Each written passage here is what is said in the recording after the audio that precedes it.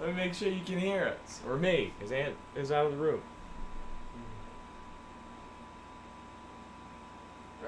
You can't. You can hear me. Or you can. I don't know. Wait, it's actually. Wait, I might be looking at the wrong thing. Hello? Oh, you can hear me. Okay, we're good. Alright, hello. Mm. Hello, everybody.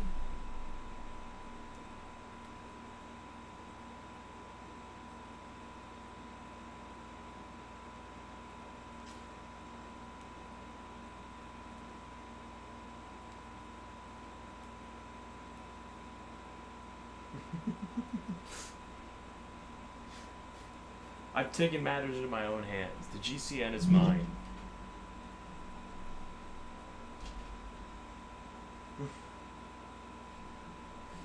And there's nothing you can do.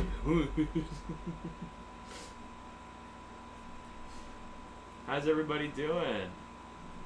Coming over from the Sonic stream that died in a horrible explosion.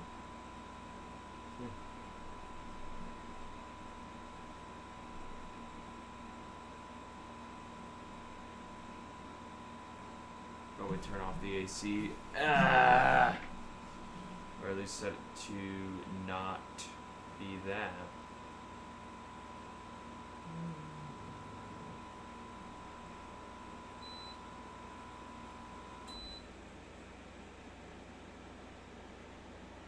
Okay. Set it to just fan. It's still letting out a lot of air. It's still letting out a lot of background noise. It's still pretty loud. I'm gonna turn it off for now. Room's alright for now anyway. I'm sure it'll be fine. Just for sat. Oh, that's so much quieter. Oh yeah. So charismatic. Listen, man, I'm tired. I've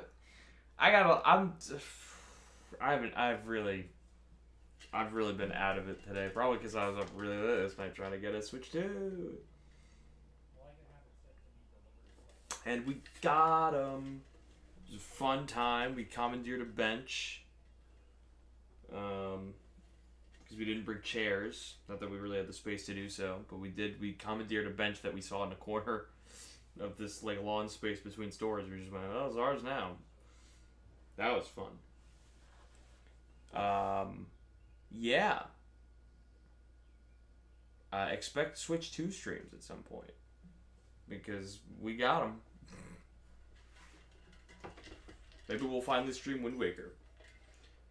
Not that that mattered to us streaming it, but it would be good timing.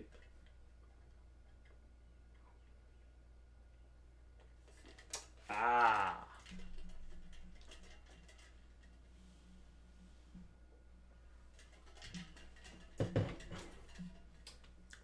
Ah.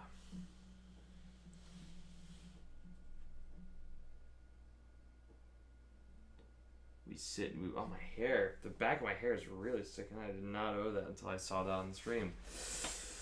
Gosh dang. Man, oh man, oh man. I'm so out of practice on the solo streaming. I'm so out of practice. Not that I was well practiced in it before, but it's a lot harder to bring the energy now. Been playing Mario Kart World. Very fun. I finished the Grand Prix mode. 150cc, of course. I'm no bitch. I wish there was 200cc. I do have to go back through though, because I didn't get first place on all the races because there's a couple in there where I got messed up by a blue shell right at the finish line. Classic. So I gotta go back in there.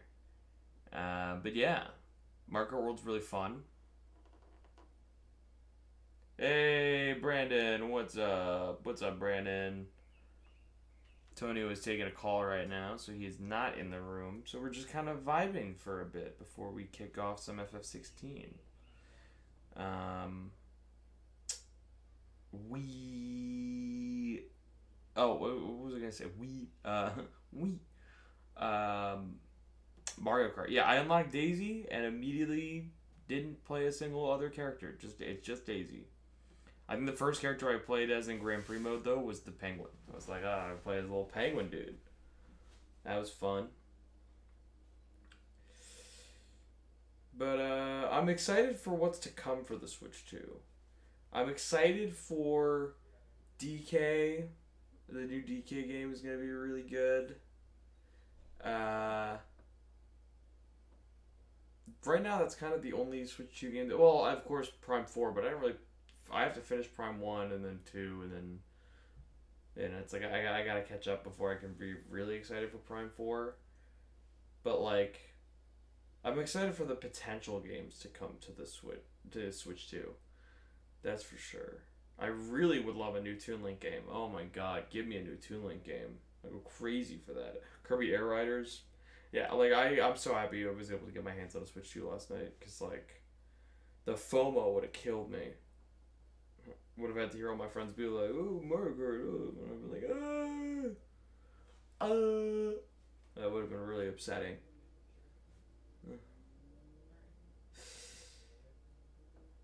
I look so tired. And it's true, I am. I'm very tired. I can't even act not tired right now. That's because I'm so tired. I even told Aunt before. I was like, listen, if you want to keep doing Sonic 2, you can't, because I was like, ooh boy, am I a sleepy boy. The water's helping. Oh my god, there he is. Oh my god, here I am. Hi, everybody. Yeah, I was like, I could wait, or I could just start. Yeah. Because I know how to. Honestly, it's probably better that you did. Yeah. Especially with the fucking...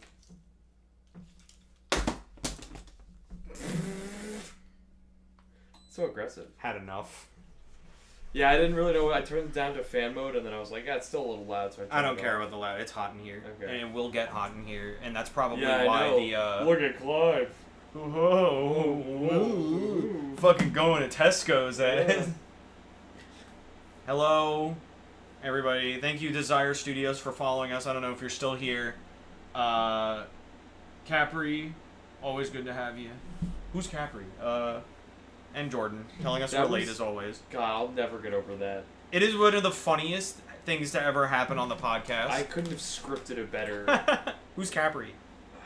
Like, hey guys, can you call me Capri? it would have been different if it wasn't like, if it was like a day before. Yeah.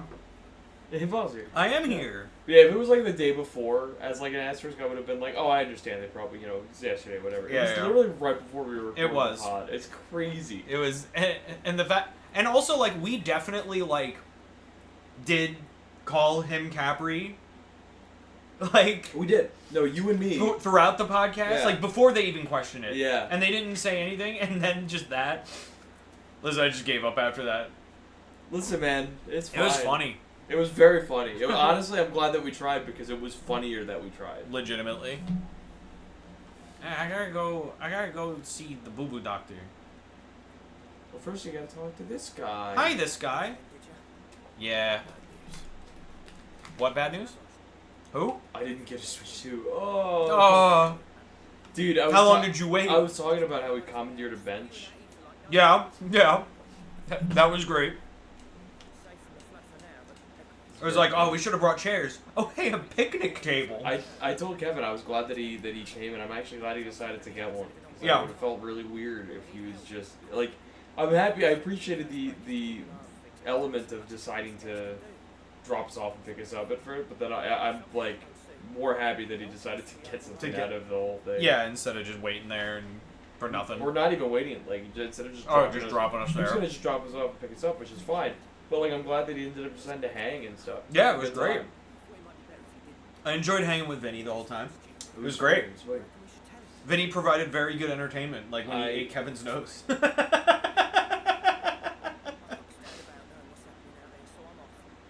Hey buddy, can you give me a high five? Nom. Numb. Nom. Nom. And then like 20 years, like Kevin's gonna be like, yeah, you like You put my nose in your mouth, dude. Like, Is I wasn't okay with that. I don't remember doing that. I like the idea that Vinny sounds like Alan. he might. Have you heard Kevin? So true. What the fuck? Yeah, all Kevin needs to do is like go monotone and he would sound exactly like Alan. Yeah. But I found out who Ben Starr plays in Final Fantasy Tactics. Who is he? Who does he play? A king? Because it sounds like he plays like a king figure. A king. Based on the one line of dialogue that we hear him say in the trailer. I can't describe to you how fucking tired I feel right now. I feel that. I'm slurring my speech. I hear it. So out of it. Buck up, son. We got a stream to do. A wind might hit. Second wind might hit. I don't know. I don't know. I think we need to get Joe in here to tell you that Kingdom Hearts isn't an RPG. The problem is I'm not even like sleepy tired. Yeah, just like fatigue. I'm just exactly. It's just. Listen, between the fact that we, were at a midnight release last night, so we're already tired from that because we didn't get home till like 1:30 in the morning. Yeah. And then between that, having to wake up to work, and also it being like. Sorry, I didn't mean to. Did I get any on you? Ew, now I'm gonna get COVID. I don't think that's true. I'm gonna get Peter You're COVID. gonna get GERD. I'm gonna become Iron Man. No, I'm Iron Man. No, I'm Iron Man. Oh my Well, God. not exactly. He plays your older brother who is very high standing. Oh, he's gonna be my Oni-chan.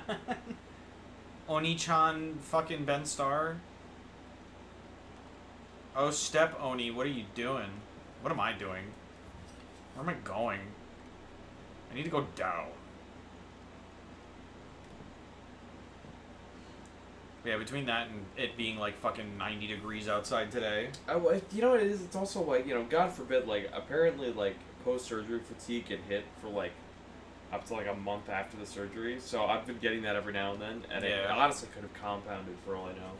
I'm just getting hit by, like, all that plus fucking post-surgery fatigue. Yeah. And honestly, the post-surgery fatigue is, like, literal, like, fatigue, where, like, it affects my brain and my brain alone.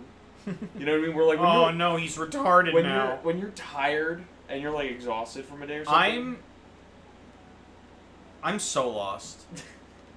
But like, how do I get down there? When you're tired, right?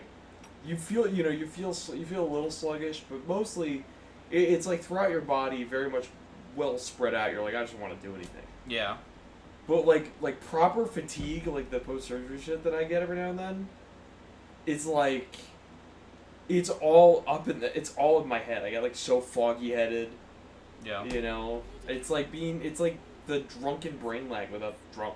So I'm just, Am I, like, really dumb? For real? Yeah. I found it. I figured it out. I did it. No, I was here before. I have to go down more. Yes. But. Yes, you're going the right way. But. You're going the right way. But. Turn left. Wow. Turn right. Wow.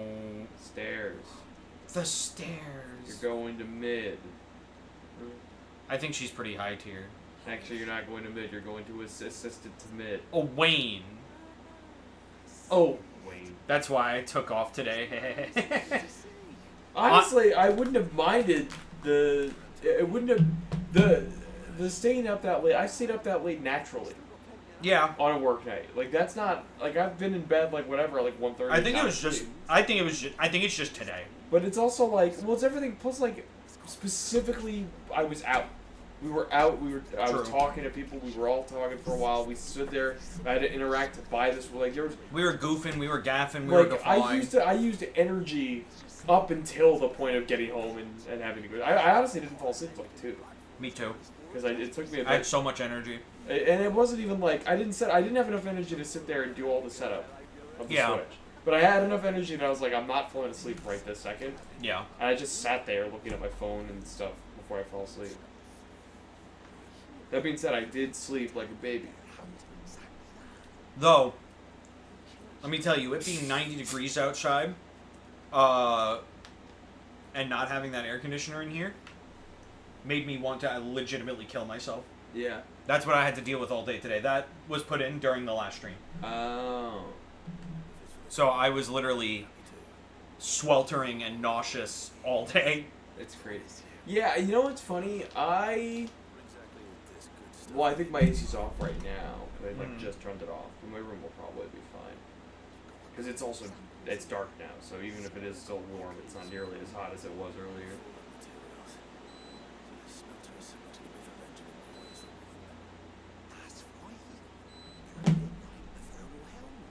Balls! It is nicer to look at, though, because it's a black AC. Yeah, It's definitely. sleek, it's... Matches the room. Yeah, I mean, well... The color blue scheme. And black, and yeah, it's nice. As opposed to my AC, which is like bright, stark white. But then I was like, well, I gotta seal up all the like little cracks and spaces on like, you know, the folding things. You know, there's always a little bit of space here or there, so it's like, oh, let me use some duct tape. Yeah. That turned into like walls of black duct tape on either side. It looks like a murder scene a little bit. But it does match my room for that reason.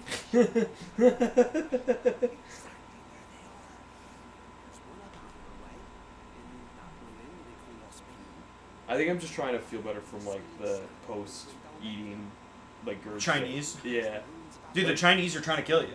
It just like that. It really sets off my GERD and shit. So it's just like Your GERD? yeah, my GERD. Gastroesophageal Wait, that's an acronym? reflux. Yeah. It just sounds like a word for gobbledygook. Yeah, like, you know no, what I mean? it's an acronym. But yeah, no. I don't have a confirmed diagnosis, but it probably is that, considering I have all the things that would cause... I've eaten all the things that would cause it, and have all the symptoms related to... You know what I mean? Yeah, I'm down that story route, yeah. So it makes sense. But... No. Regardless, it sets off my fucking digestive tract when I eat Chinese food. So you'd think I would stop, but it's But you won't. I like it. I like the Chinese food. It can also be maybe that I just eat too much. sometimes I order a little too much. I go a little too deep. But I think that's part of the reason why I'm so fucked up right now is that I coughed a lot. My chest kind of hurt from the coughing a bunch. Yeah. So I'm just kind of, my brain is trying to like balance out of like, I'm alright. And it's like, are you sure? No. I hope so. Drink more water. Drink more water until I feel good. You're gonna take your other gallbladder, dude. Watch out. Watch out, Dorgle. I don't want to step on you. Keep drinking water until I feel good. Isn't that just life? Drink water. Feel good. You know it's so easy to forget over the years of like having like random assorted gas pains and shit in my chest. Is that there's fucking muscles here that can get muscle strain. Yeah. And muscle pain. And so every now and then I'm like, oh, what is this? Oh no, what's this? And it's like, I don't think it's gas. I'm feeling like it's just fucking. I had a strong ass fucking cough and like now fucking, my chest hurts. like muscle pain or something. You know what I mean? Yeah. It's like there's a fucking actual muscle that can just go real quick. And it's like, I always forget because your brain wants to go to like the insides. Yeah. It wants to go. Oh my god. What's happening? It's like, well, no. It's also so funny that there's like a unified feeling for our generation. Yeah. Is the chest pain and is this it? Yeah, is this it? It says a lot about our generation. It's almost like we grew up on nothing but McDonald's and dreams. But it's like, it's also funny because it's like, it always is this it? And we'll feel, is this it? Way longer than it would take to know that it's it. Yeah. You know what I mean? Because it's like, if it's it, it's going to be immediately like, oh, you know. What's funny is that we all have the thing of like, is this it? But then we also all have the uniform thing of like our parents or someone of the older generation be like, oh, if it was it, you'd know. And you're like, would I? Never had it before. Don't know if I would know, honestly. Also, would that help? Would knowing, like,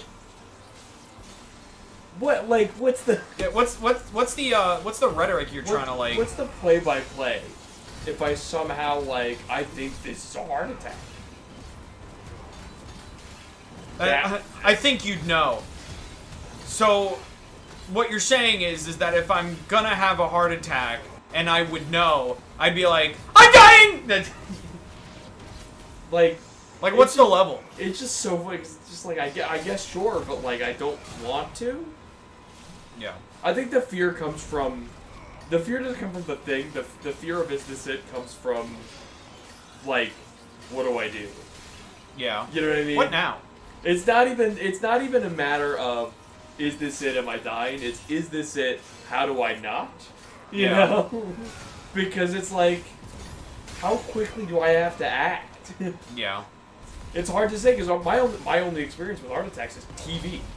Where it's acted out a very specific way every time. Oh, they're like, so I don't know what the, like, a lot well, it's of like time. it's like the main thing you hear is like, oh, you get a pain in your arm, and it's like, how much pain in my arm is enough? Yeah, they always say shooting pain, and I go, what does that mean? But it's also like, am I having a shooting pain, or is my muscle just spasming? I don't know. And I'll never... But if you know, but if it's happening, you'd know. You'd know. What does that mean? Yeah, I'll be on the ground. I'd already be, like, if it wasn't, in excruciating pain. If it wasn't so much centered, I would have thought I was having a heart attack when my gallbladder hit me. Yeah. Because it was that close to the chest area, and I mean, the thing is, I didn't have the arm pain, but I was sweating. Yeah. I mean, listen, that's when you know you're in fucking pain. Yeah. When it wakes you up sweating, and you're sweating from it. Yup. And your body's in, like, full adrenaline, like, yikes! Wait!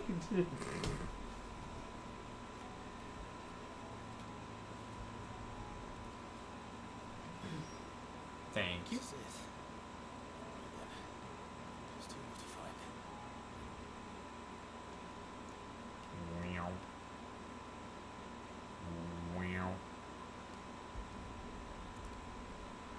My mom was like, you should really get that, GERD thing, like, looked at some point, because you never know, you have, it could be, really, it's bad for your esophagus if you just have something like that for that long, and I'm just like, yeah, alright, well, let me wait for the other hospital bill to come finally, and then we'll talk about going back.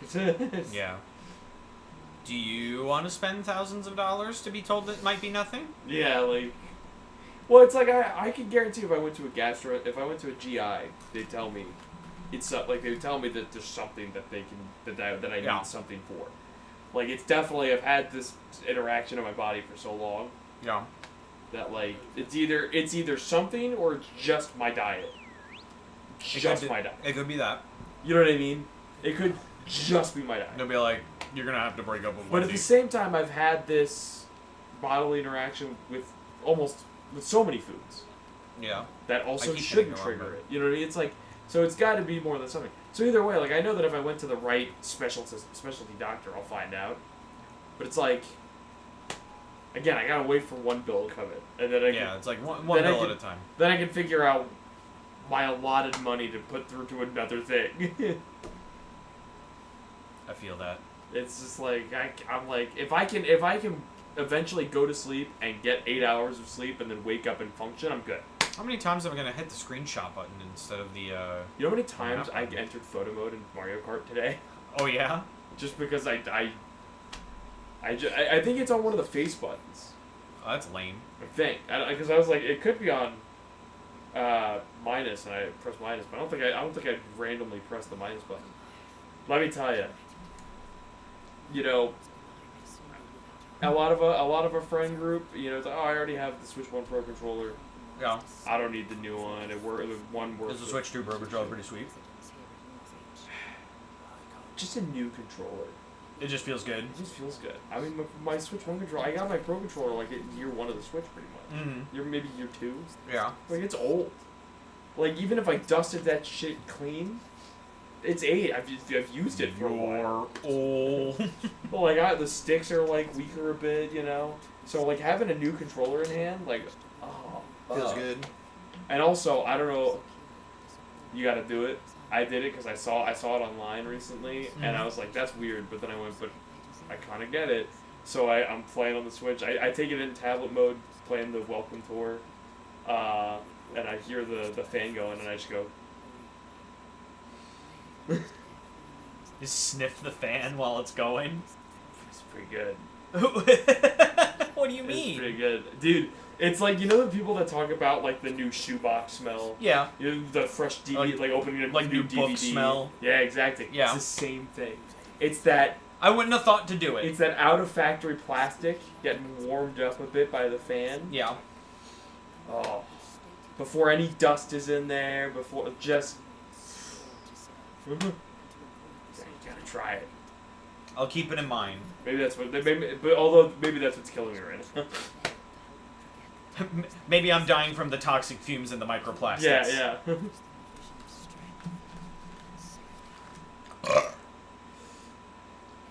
I will say it is a very nice. It's nice to have a clean, new console sitting on my desk in place of where the Switch 1 was on my desk. Because I really barely played my Switch 1 at this point. I just haven't been playing the Switch. I played so many Kirby games on that thing. Are you gonna play more on Switch 2? I sure will. I do think, especially when Air Riders comes out. I do think that I do think you should do the system transfer because it doesn't make it so you can't use your Switch 1. Yeah. I think it said you can still play games on your Switch 1.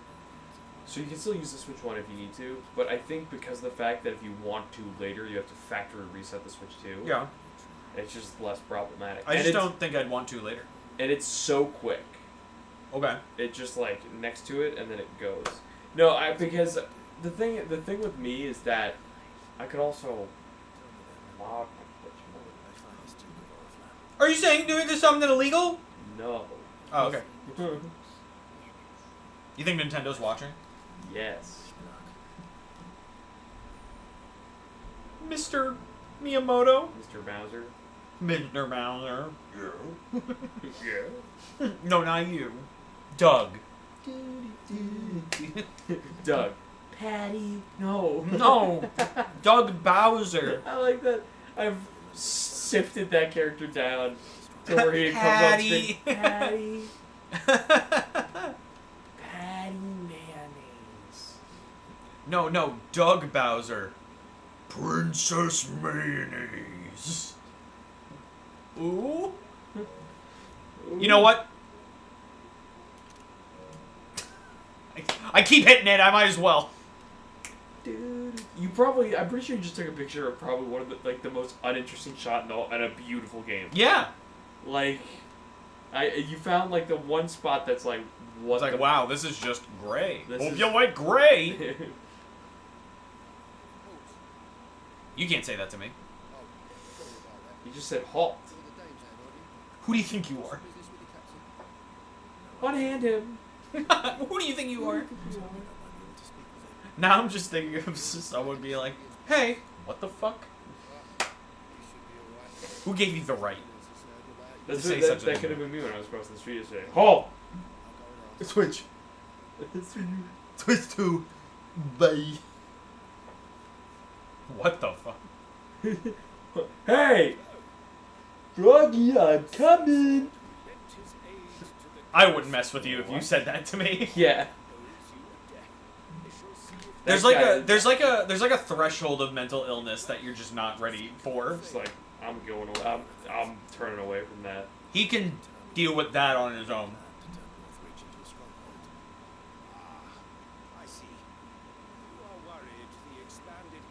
Oh, man.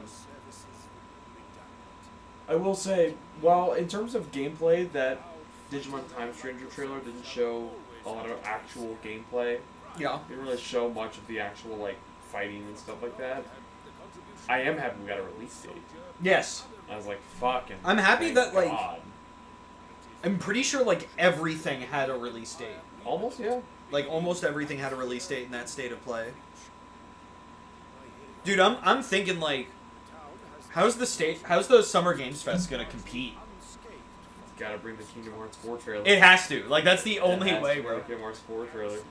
I had someone in chat be like, well, Summer Games Fest is going to have Sonic Racing Crossworlds and this won't, so I think it'll win. I'm like, I don't know if Sonic Race... Like, this is as, like, a Sonic fan to the nth degree. I don't think Sonic Racing Crossworlds is going to, like, save a conference for me. No, it isn't. No. Because, like, what are they going to show? The Nick characters? Yeah. SpongeBob! We know. Yeah, it's like, we know already. SpongeBob, could you get the milk? He's going to now. Faster than ever. Hey, SpongeBob. I will say, milk? have you seen the video of the Stop coping, Peter. Oh, Kingdom Hearts 4? It is so much copium.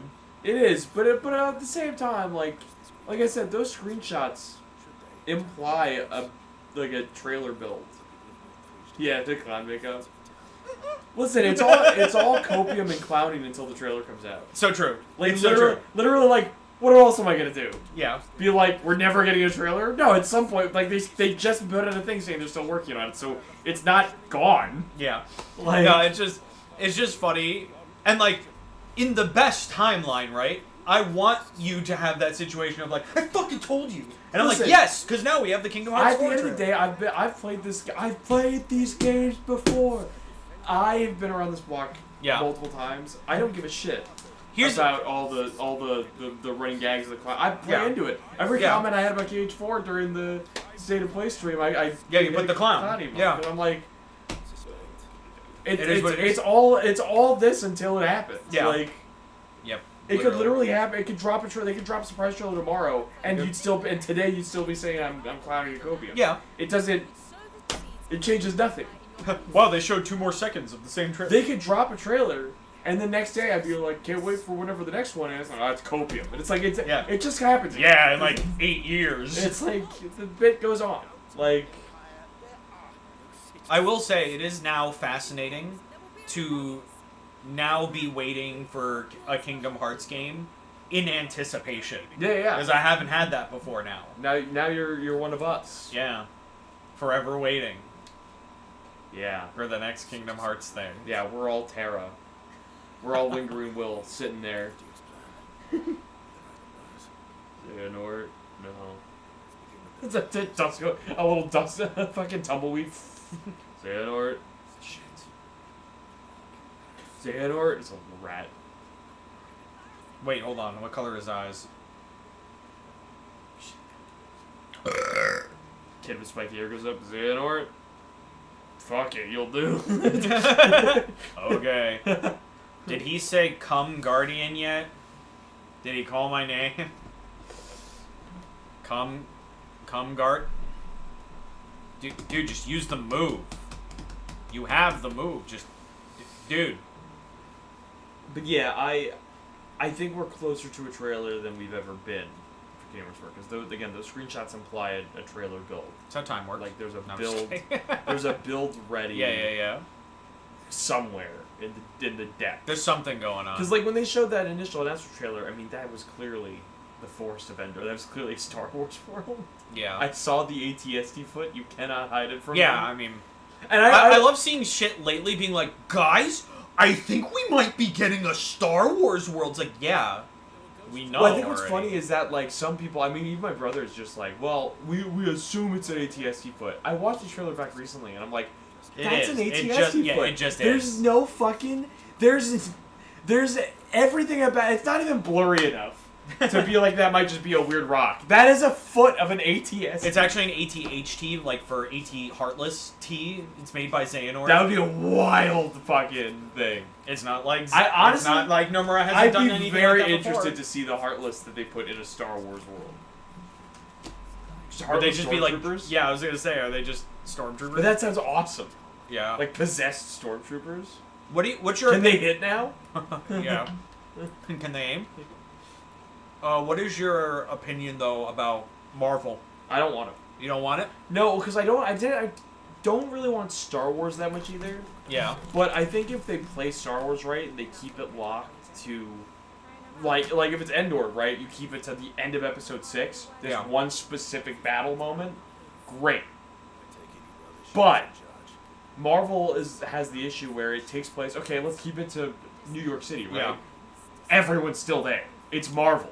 Yeah. So it's all like, who do you play with? Who do you make? Who do you choose to put in? Yeah. And then even then, like, the reason why I don't really want either, but I mean, I have to deal with Star Wars at the very least because I know it's there. Yeah. But, like, I don't want either because there's power sets and magic stuff in that. Where, like, there's Force and then there's powers in Marvel. Yeah. And I'm like, I don't know if you can balance that. Hi, Lily. Hi, Lily. Yeah, I don't know if you can balance the power sets that exist in those worlds already with like Kingdom Hearts, Final Fantasy magic. Yeah. It's a lot. Though, a lightsaber keyblade. That's everyone's argument, and I agree. It sounds cool as hell. Listen, all I ever wanted from a Star Wars thing, because when Disney like owned them now, and it's like, oh, a possibility, is the Darth Vader secret boss fight. The walk into a dark room, saber ignites, Imperial March kicks off. I saw someone be like, "What if we got a Vader Sephiroth team up fight?" I think I'd kill myself. And it's all you can do. Kill yourself? Yeah, Sephiroth is rough enough as it is. You think if I want Vader in there? Vader's worse than Sephiroth. Bum, bum, or at bum, least bum, he bum, should be. Bum, bum, bum. Yeah, the remakes would go crazy. Shimamura's Imperial March would be insane. So true, so true. If like, God forbid they call in Uematsu, just for the no. Was it Uematsu did compose that 7? Yeah? Yeah, Yeah. that's his name, Uematsu. Yeah. God forbid they call him in specifically for that a new arrangement. I'd fucking lose it. But like, no, Darth Vader is worse than Sephiroth, or at least he should be, canonically. Yeah. Kingdom Hearts fans will be like, we ain't getting anything, and then be smug when they get a crumb. I think you'll find I won't be smug. I'm just gonna be happy. Are you a Kingdom Hearts fan? Yeah. A fan. I'm sorry. I'm a real Kingdom Hearts fan. There you go. I'm a true Kingdom Hearts fan. One that hates the franchise. Yeah. You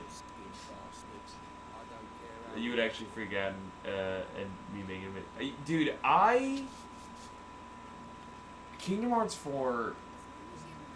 What bothers me is that we're back in the seat of Kingdom Hearts 3. Yeah. Where it's like, here's the thing. I would have accepted more side games. I think people put so much weight and negative tone on the concept of the quote-unquote side games, even though technically they're not side games. Yeah. But not numbered games. Yeah, the non-numbered games, the handheld games. I would have gladly taken a Switch Kingdom Hearts title where you play as Sora and Riku like Dream Drop. Yeah. Riku tries to find Sora, Sora tries to get back to the others. To whatever, yeah. And that's whatever. And or then even Kingdom Hearts 4, because like, or even if you wanted to have like a side game where it's like, okay, well now we're seeing what Roxas is dealing with now that he's there, but Sora's not. The biggest issue that I have with it being Kingdom Hearts 4 is that puts weight. Yeah. On this next title. Because, well, for one thing, it's the beginning of the new saga. It's the beginning of the new saga, right? Which I guess. Yeah, 4, right. Because 1 would be the start of the Xehanort saga. So if you're going to start a new saga, you start with a numbered title, and then side game. And then go with the side game, if you keep up the pattern of the first saga, sure. If we even get that many games. I don't know. It's really hard to tell. Because sometimes you're like, they don't care anymore. Disney's going to axe KH soon. There's no way. And then they just keep... And then they keep putting, like, little Easter eggs and things. They keep pumping shit out. Well, now, the thing that's crazy is, like, now, it's not even, like, people... I love that people see Easter eggs in, like, Disney animation, like Kingdom Hearts stuff. Yeah. And they'll be like, it's not Disney. It's the animators that are of age that they played Kingdom Hearts. Yeah. They have the opportunity working for Disney to put a Kingdom key in what there. was the, what was the recent thing where they had, the tower? Oh, so that was actually like from like either last D23 or two D23s ago, where they were somewhere on like the big D23 like poster showing all these things. They showed Twilight Town. Yeah. They showed like the clock tower. But that's one thing. Yeah. Actually, I think there was a print made of like a map, and there's literally Twilight Town in the middle, not just the clock tower. You see like the dome, the weird dome thing behind it, and everything. Which, by the way, Twilight Town and Destiny Islands are both two worlds where like there's little like iconography. Like, there's buildings that were like, that looks like a thing. We never see it. Destiny Islands has a whole other island. Yeah. It's called Islands. Yeah, the Destiny Islands. We've only seen the other one in a cutscene in 2. Yeah, it's like, what's on that island? I want to go there. We'll never go there. And it looks great. It looks beautiful. It's like a town. Yeah. That would be awesome. That'd be awesome. Well, we have to get off this deserted island. That's, look, the town. That being said, that would be a really sick, like, last game set piece. Is like the other side of Destiny Island. It's destroyed. It's entering like the realm of darkness or something. Like this is the other island. This is like their home. That's where Sora rode the boat from. KH1. That's where his dinner was. It still might be all moldy and gross. It's been years. He's got to go home and eat dinner with his mom. Remember Sora's mom? Nomura doesn't. Can't wait for Sora's mom to... I think he does. I think he does, and he's waiting. He's waiting. You can't say he forgot. Like, you can say he forgot with Akira Toriyama. Can't say that with Nomura. Yeah, nothing is forgotten. Nothing. Dude, the man made the Guardian Terra. Yeah. And I don't think that was ever implied. No. Well, it wasn't Dream Drop, the game before 3. Yeah. Like, but it was never, like, implied earlier. No. But he does these things where it's like that's why when people are like, oh, plot hole, I'm like, I don't think there's any true plot holes in Kingdom Hearts. Because everything is open to be brought back and made a thing. Yeah. And there's thusly no longer a plot hole. You could only call something a plot hole when it's a released thing. And it's done. Like a movie... Well, yeah. Well, that's the thing, right? Is that, like, it's hard to say something's a plot hole in a game series. It's a series, Because it's like... Well, you don't know if in Kingdom Hearts fucking 8 in like 10,000 years from now. And I understand that in most cases... If they're gonna like pay it off. In most cases, it is a plot hole, right? In most cases, even if the series is ongoing, most times they're not gonna say it's like the 50th entry in the fucking series. Yeah. But Kingdom Hearts is different because they've done it. They do that. There's precedent of like 12 games later. Here's the thing. You're like, fuck. And, like, that's the thing that people get pissed off about the side games. Is that, oh, I have to go play on the DS to know what's going on in this main title. But the problem with that mentality is, A, but also, B, there's no excuse now. So they're all on one thing. Yeah. Everything's in the one collection now. It's the easiest time to catch up. Well, also, like, I never fucked with that. Because I'm like, why are you complaining that you have to... play the games in a franchise? Right, like the only part of the argument that I kind of understood was that they're on so many different things. Yeah, which I get that, because it's like, okay, well, it's like, PlayStation 2 and DS and PSP. It's like, after a while, it's like, I just don't have this or that. Yeah, and that I understand. Had a PSP, I had a DS, I had a Game Boy. But like you just said, like, it's all on Steam now. Right. There's no excuse, that it's not... It is not a feasible argument for the series. And it also, that's where people got how convoluted it is. Because when you do play the game, like any franchise, it's not that complicated. It really isn't. It's complicated in places. Well, here's the thing. But it's not like the story is not a hard line to follow. Here's the thing. I feel like the people that say Kingdom Hearts story is complicated and like is overly convoluted are the people that... Though I think that almost proves to me that they haven't played it. Yeah. Because I'm like, no, it's not really that complicated. It's not hard to follow. Yeah. But it's like, if I were to explain it to you, it's a little hard to follow. Yeah, verbally. But like, you could say that about a lot of stories. I could say that about Metal Gear. Say that about Star Wars. Yeah. Star Wars, if you try to verbally explain all of Star Wars to someone, they're going to get lost somewhere. Yeah. It's like, and that's not a complicated thing when you watch the movies. Yeah. But it is when you're like... Well, it's because, like, it's easier to convey an idea in a movie or a game than someone having to be like, okay, well, now to answer this question, I have to give you all of these hours of background. And it's kind of why videos of, like, I'm going to explain Kingdom Hearts is so funny. Try to explain Guilty Gear? I can't. I've never played them. I don't ever play Guilty Gear. But there's a gear and he feels bad. But I'm sorry. I'm Iron Man. I'm Iron Cog.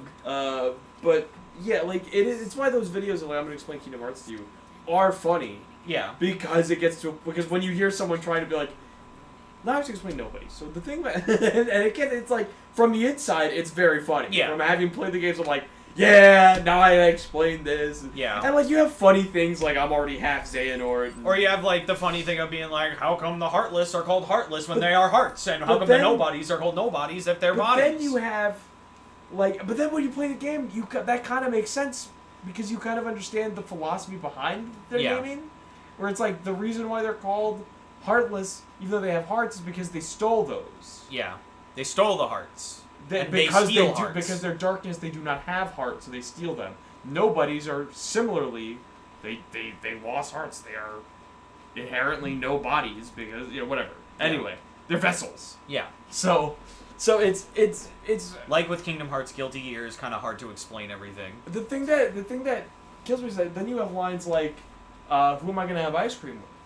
Which is funny out of context. Out of context, that sounds ridiculous. In context, that's like the trigger word. It's the saddest line. It's one of the saddest lines of the whole franchise. Is, "Who am I gonna have ice cream I think it is. And it's like the saddest and line. People always go, like, it is really sad because like he's losing Shion. I'm like, I'll tell you why it's fucking sad. Because that's what Roxas knows friendship is. Yeah. He's a newborn baby of like less than a year. Yep. And his explanation of what friends are is who he's eating ice cream with. He's eating ice cream with at that tower. Because what does he do with his friends? He and sits up on the tower and eats ice cream. Game is that friendship crumbling around him. So when he goes, "Who am I going to eat ice cream with?" It's, "Who's my friend? Where are my friends going?" Especially because after that, or right before that, was when he had to almost deal with that with Axel going to Castle Oblivion, and then they're like, they got defeated. So as far as Roxas knew, Axel was dead. Axel comes back, he's happy. Now everything goes to shit. Yeah. With Shion. He has to fight Shion. Yeah. And then he knows he's gonna forget her. Yeah. Which is even sadder. Yep. And then he leaves the organization and has to part ways with Axel. Because he's like, the organization fucking sucks. Yeah. I'm out of here. And it's like, it's so sad. It's like, it's all of that is the reason why when they reunited in 3, I fucking bawled. I cried. I don't cry at anything. Every time I see that scene on Twitter, if I see that scene again, I fucking lose it. Because I'm like, I do not care about the Birth by Sleep trio nearly as much. Like, I care. It's sad. Like, I love those guys. It's mostly for Aqua, though. It's mostly for Aqua, but I feel like something about the reunion scene in 3 is the most heartfelt I've had for them. I never felt that way in their game. But in 3... We spent 358 days over 2 with those fuckers. Well, then, on top of that, 358 days is a lot more of a...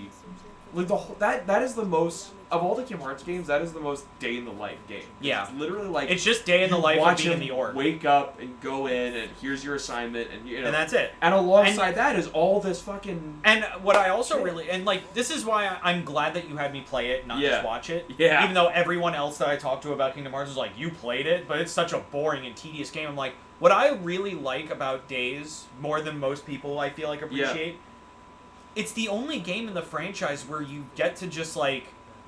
get to know the organization you take time. members. Yeah, well, you get the time with any of the characters. With all of them. Yeah. With Saix. You get shit with fucking Lexaeus. Not even just the organization, but like even like the main characters. Because in most of the games you really don't have much to, like Sora's just I gotta go help everybody and save their hearts. Kingdom Hearts is life. I love a lot of these characters. I think they all have really strong points. I think Terra was like nothing until Come Guardian. Until one day I will make this right. Which, by the way, hard.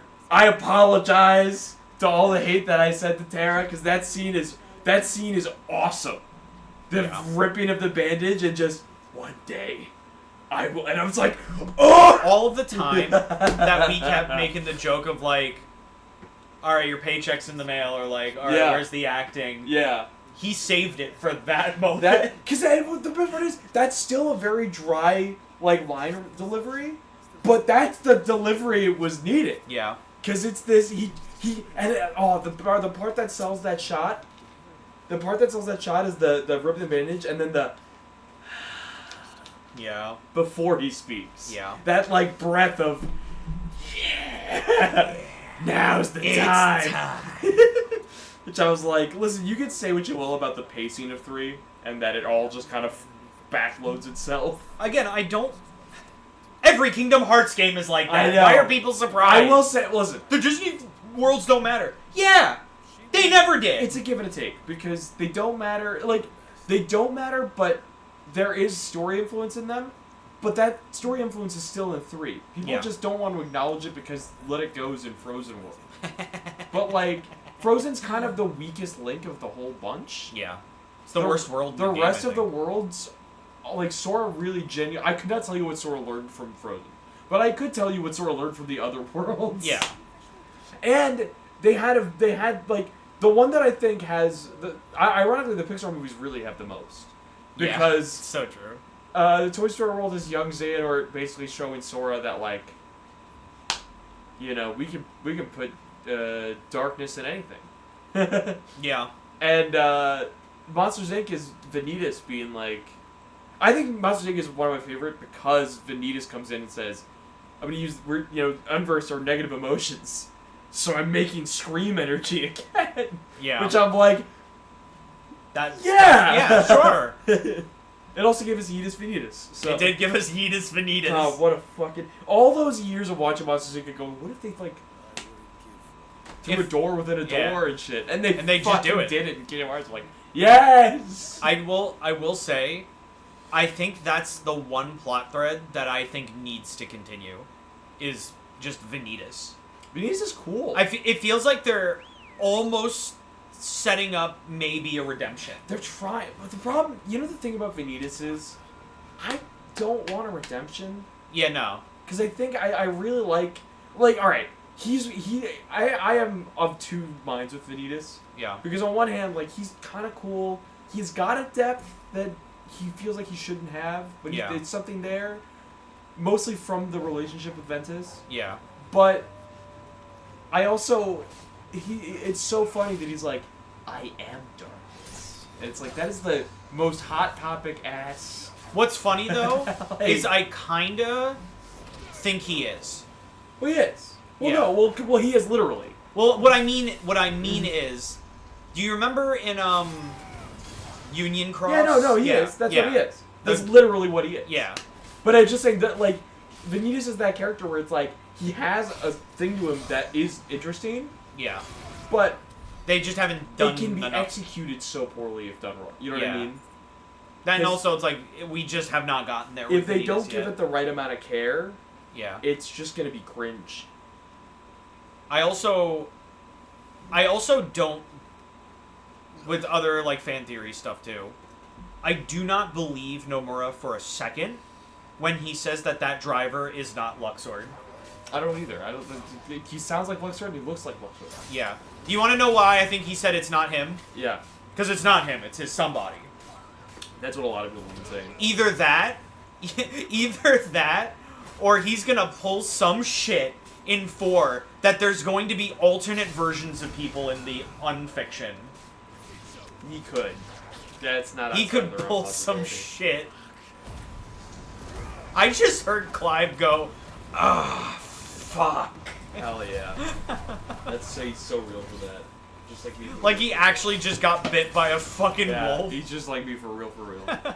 He winces in pain. That's why I loved this game when I first played it, when I was playing through it, because I was just like, yeah, a lot of the cursing can be a bit much sometimes. It might be a little overdoing it. It's his nobody. Well, it can't be his nobody. Luxord is a nobody. But I'm not nobody. That's what we should watch the hotel. I gotta get you to watch SpongeBob the musical. Yeah, I still haven't watched it. It's good, and I hate that it's good because it's SpongeBob the musical, but it is good. But yeah, no, and by the way, I don't like Luxord. I've made that abundantly clear. I'm interested by Luxord. Now. Well, I'm intrigued at what they're doing with him, but I never like seeing him. Because he's always hits me with the same fucking, do you know the rules? Yeah. Shut up. He's like the most... And also, he's the most gimmicky that's what boss I'm saying. fights, too. But even the boss fight, even aside from the gameplay of it, he is the only organization member that goes that hard on his gimmick. Yeah. Every other organization member talks relatively normal. He is the only one that fits in game reference after game reference. Well, not only that, but also like, you know, everyone else has their gimmick too. Like, Demix has his fucking guitar, but like sitar, whatever. But like, it isn't really that much incorporated in his boss. It's not like there's a fucking rhythm game in the fucking boss fight. But it is. I mean, that's how he uses it to attack.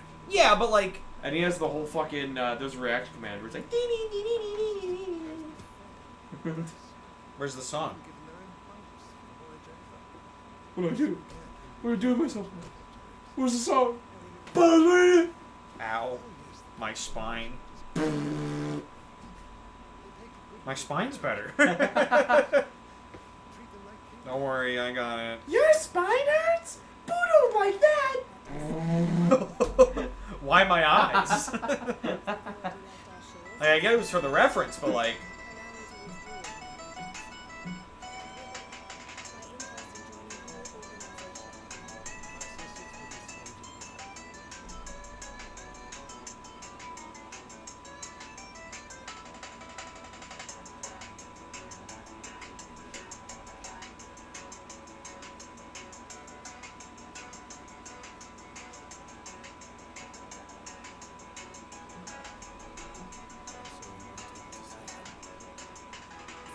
It's 9:30, everybody. Can we get 9:30 and...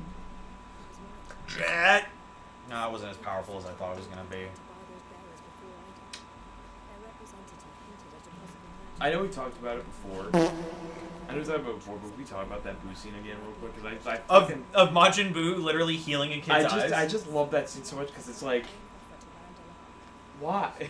Well, here's the thing, right? That's not in the manga, right? Like that's just anime only. I don't know. I don't think it's read the manga. I don't think it's in the manga. If it is anime only, that scene should probably be way more important than it is. Because they just kind of treat it as like, oh, funny thing, haha. Boo is like, oh, you're not scared of me? Wow. Are you scared? And he's like, no. No. Which I think is like that could have been the first moment of like Majin Buu being like, hey, that felt good. Well, I think what's funny is like people were more scared of what Boo did to them in the city than himself. Yeah. Because if I saw Boo walking up to him and be like, the fuck is that guy? Is that a fucking piece of bubblegum? Yeah. I mean, it's hard to say, right, how these characters would look in like a real real life, yeah. Because like if there's like veins and shit on Boo, that'd be terrifying. It'd be awful. But if he just looks like a I think he would just look like bubblegum. If he just looks like bubblegum, then like I'm not scared of that. Until he tries to turn me into candy, then I'm terrified. But what am I gonna do? I'm candy. I think if he walked up to me and be like, Boo gonna make you dead! I'd be like, look, I gotta go to work, dude. The fuck did you just say to me? Boo? Ah.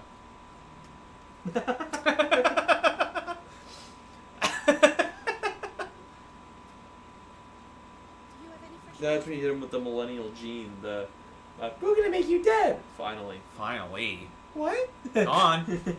Don't hold back.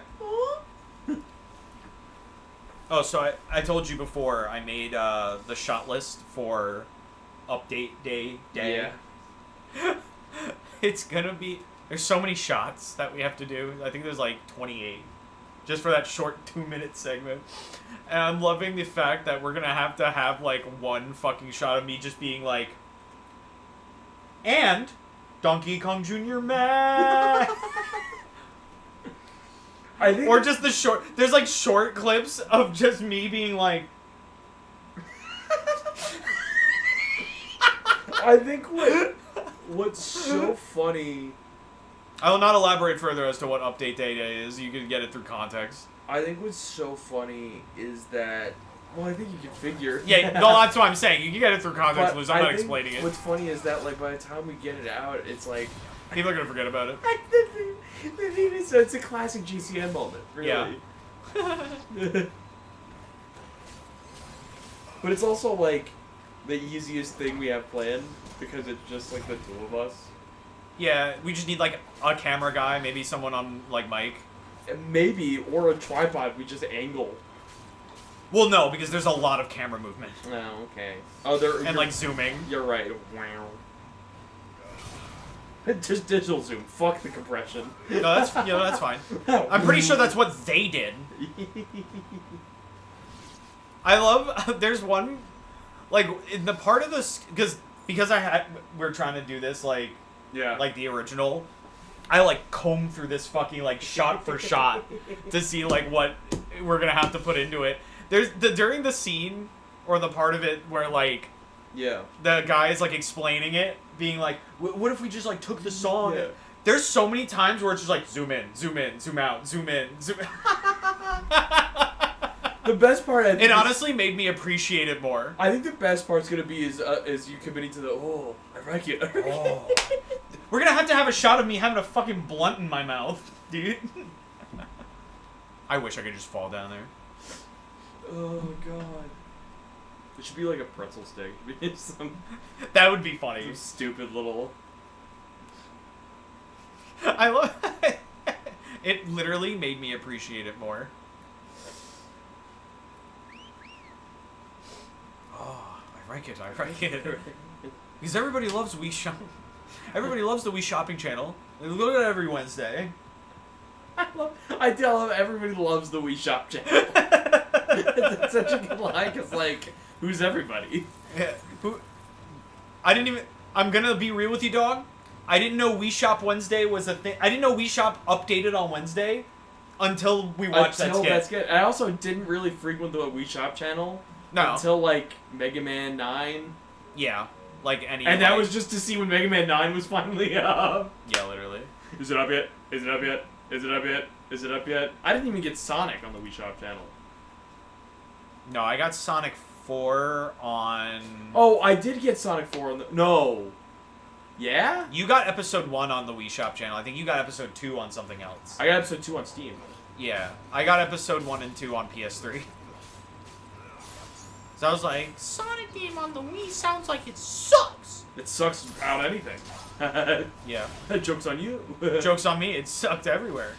Though, I feel like, honestly, I was a bit more forgiving to Sonic 4 back then. Battery's ready to go. Plug it in! Where? Where's the plug? So it's already plugged in. You just have to find, like, the thing. It's the one that isn't the air conditioner.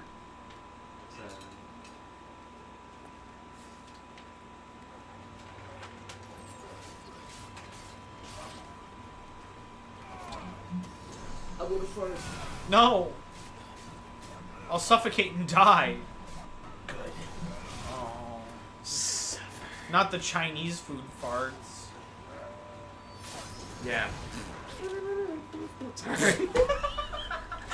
Bro! Dude!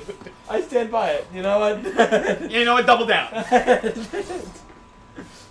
If every movie in the 80s can do it, every time a fucking Asian man's on screen, it's just like... What song is that? Something what song is that? I don't know. Something about it makes me laugh at the way you said it, because now I'm just picturing a movie where every time a camera cuts back, it plays this every time. But, like, it cuts itself off when the shot ends, right? It's like... No, it's like multiple Asian men coming on screen. Like, it's like stacking on itself. Ah! Terrible. We're terrible people. Oh, I kind of want to make that edit though or something. That sounds really funny. I'm sorry, it does. You can listen. You can. It's the same thing as the Fairly Odd Parents. Because it's so absurd that it becomes funny again.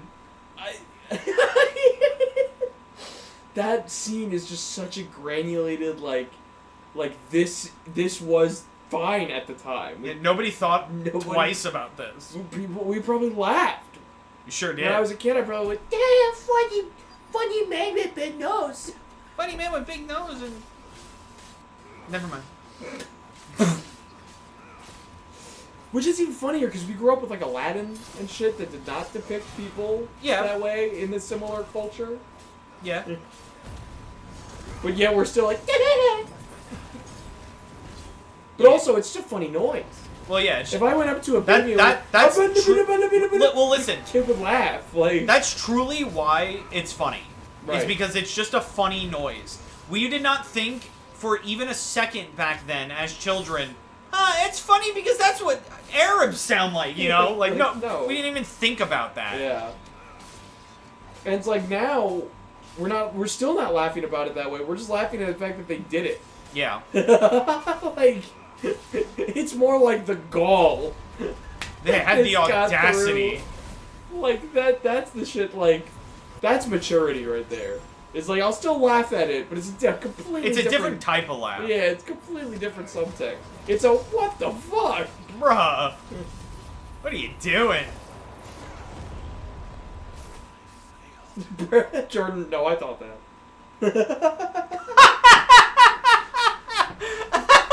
Jordan's been the same since he was 5 years old. Jordan's unchained. Jordan's been saying slurs since he was 5.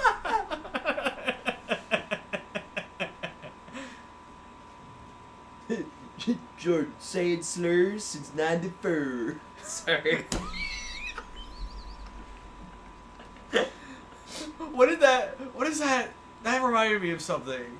She opens the the door. No, ready for sex? Sure. There's that. No, I was thinking of fucking I don't remember which one it was particularly. It was like a Jello apocalypse video. It was like blah, blah, blah, keeping it real, saying it's never the best kind of shit. Back when it was like back when Jello apocalypse wasn't like an asshole. Yeah. Remember when he ruined an entire anime dub just because he thought it was bad? And he wasn't even a writer for it. He was just like visiting. Oh yeah. What anime was that again? I do not remember. I remember some romantic comedy. I remember seeing that shit on Twitter and I'm like, oh man. And he like lied about it. He was like, oh, I'm a writer for this dub, and it's like, no, you're not. No, you're not. You just showed up and decided to start making changes because you. I do like that. I got the email about Chris Sabat. Yeah. Going to MOT, and my reaction was like, oh, watch out for that line. And oh then, yeah. Like, hours later, you just like, Chris Sabat, and I went, Godspeed. Yeah, Godspeed, dog. Have fun. Listen, when he was there with Sean Schemmel like a couple of years ago, like a few years ago maybe, it was like the year like almost like right before you just started coming with us. Yeah. But like, I would have wanted to. Just the line was just yeah. like, I mean, I'm sure it's ridiculous. It's almost like a weird. It was like a Law of the Universe line where it was like, I don't think this line was ever short enough. Of course. Like it almost feels like it didn't matter what time I got in there. Yeah. I could have gotten in. I could have been the first person in the building. The line would have been 20 person deep. You know what I mean? Like, look at him fly.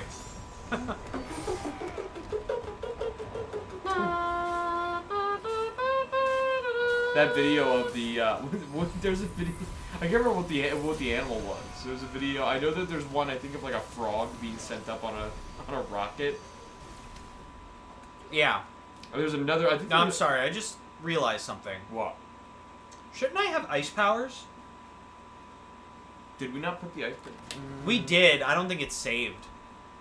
That's pretty stinky. Which also means I don't think I have the strongest sword either. Shiva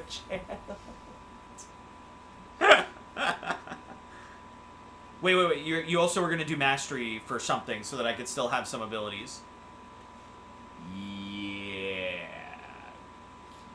Giga flare.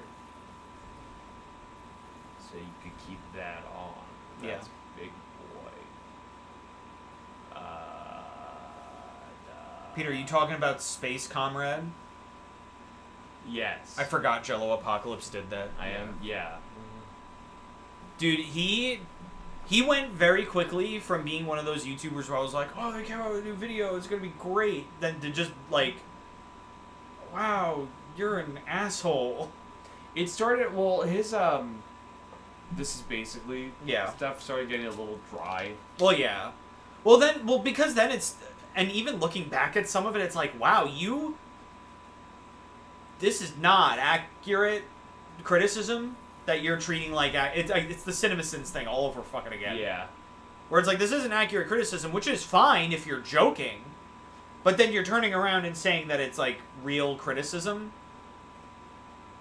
So yeah. And also, and this is the most basic thing to say about him, the one he did on One Piece, actually awful. Phew. It's actually really bad. He literally is like, oh, get ready for a show where 90% of the characters you meet don't matter. It's like, that's legitimately not true about One Piece at all. Alright, there you go, buddy. If you ever want to show Steve a video to make him mad, we show him that. If he hasn't seen it already. Oh, man. If we want to just hear Steve yell for an hour.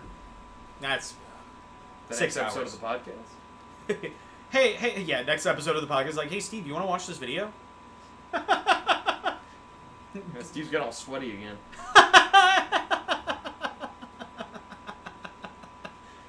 Isn't he always? Steve is a sweaty boy. Oh, yeah, he is a sweaty I'm boy. gonna main SpongeBob crossword. Me too. Well, he's a fan now.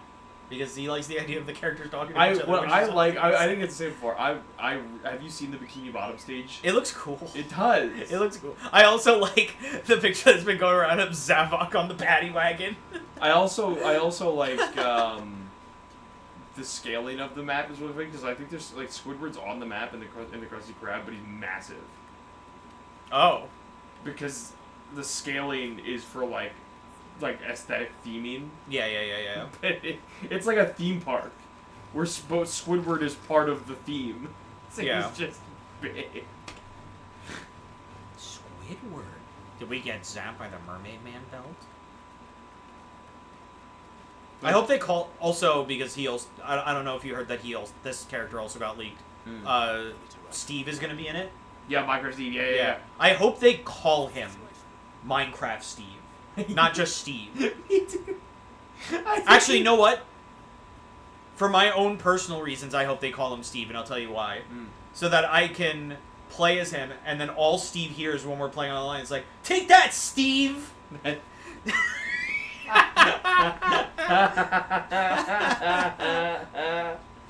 That's so funny. Well, it's funny. It's funny too, right? Because it's not Minecraft movie.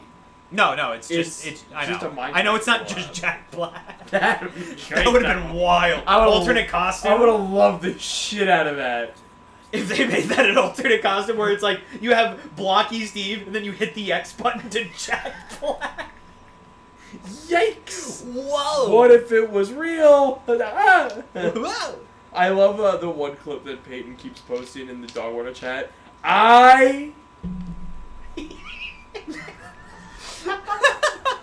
Some reason that kills me every time I say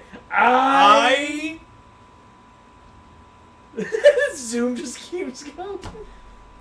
Is that like how do they do that? Is that just AI generated?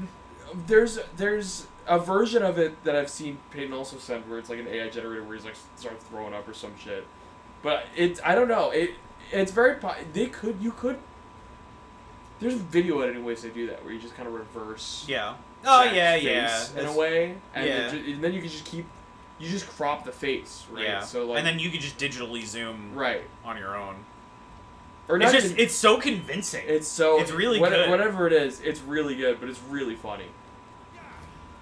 It'll be a little it's a little less good if it's AI generated, but yeah. It's You gotta less put that out good, but But it's still funny. it's such a small thing well, yeah, no, I know. that like I'm not like. I'm not gonna knock whoever made it just for doing that. If it's funny, it's funny in Yeah. that instance because it's like it's like a 5-second clip. If I'm laughing, it's funny. Yeah, if it's funny, it's funny. Like I'm not gonna. That's what I said about like the weird AI generated like Bigfoot photos of Shrek, and I'm like, it's a little bit.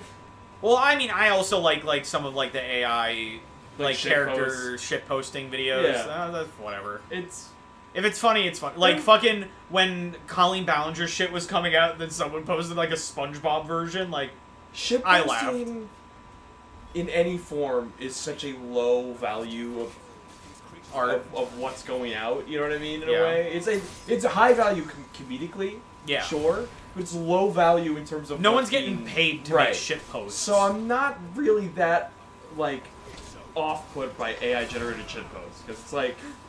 that just hearing fucking SpongeBob being like toxic gossip train.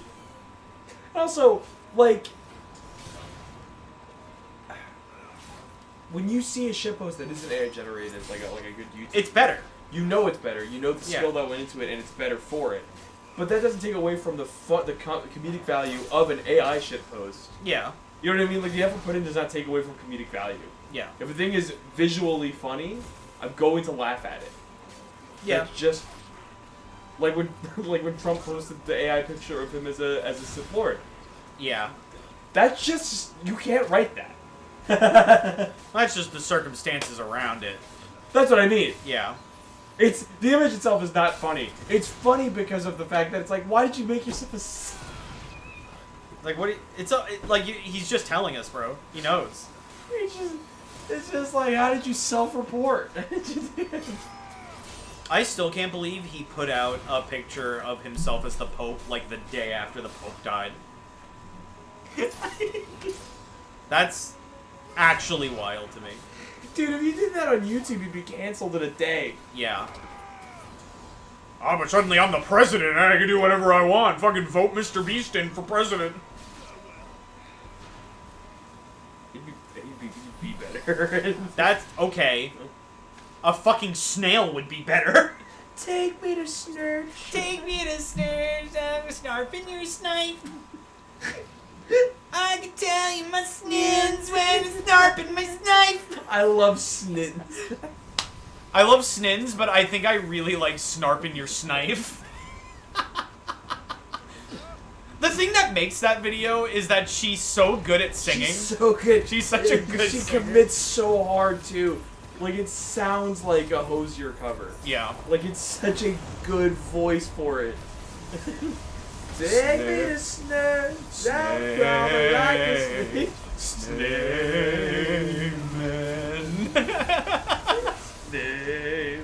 Did you actually put the powers on? Yeah. Did you? Yeah. If you say so.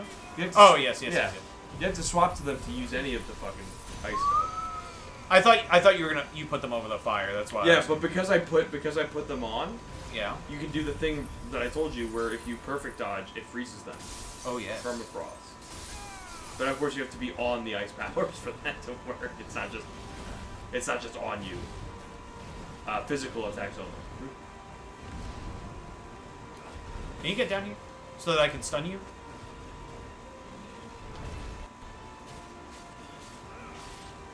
It'd be so funny when you never perfect dodging it. Yeah. Like, if you perfect dodge, this thing happens. We never see it.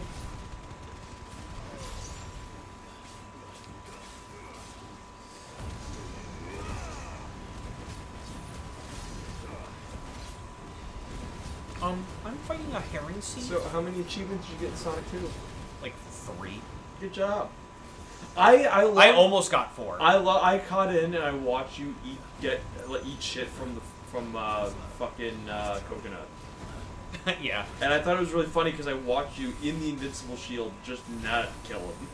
Yeah. And I was like, and he's like, and you're like, fucking coconut, fucking monkey dude. I'm like, it was just kind of funny like, you to me, could bro. just hit him. You're invincible for like, I watched you in invincibility. I know. And it was like self-fulfilling because I sat there like, that's gonna hit him. That's gonna hit him. It comes from experience. I've gotten hit by coconut. Oh yeah. Like, I get it from coconut in Sonic Adventure sometimes. Oh god. And I'm like, that's not coconuts. That's Ukiki.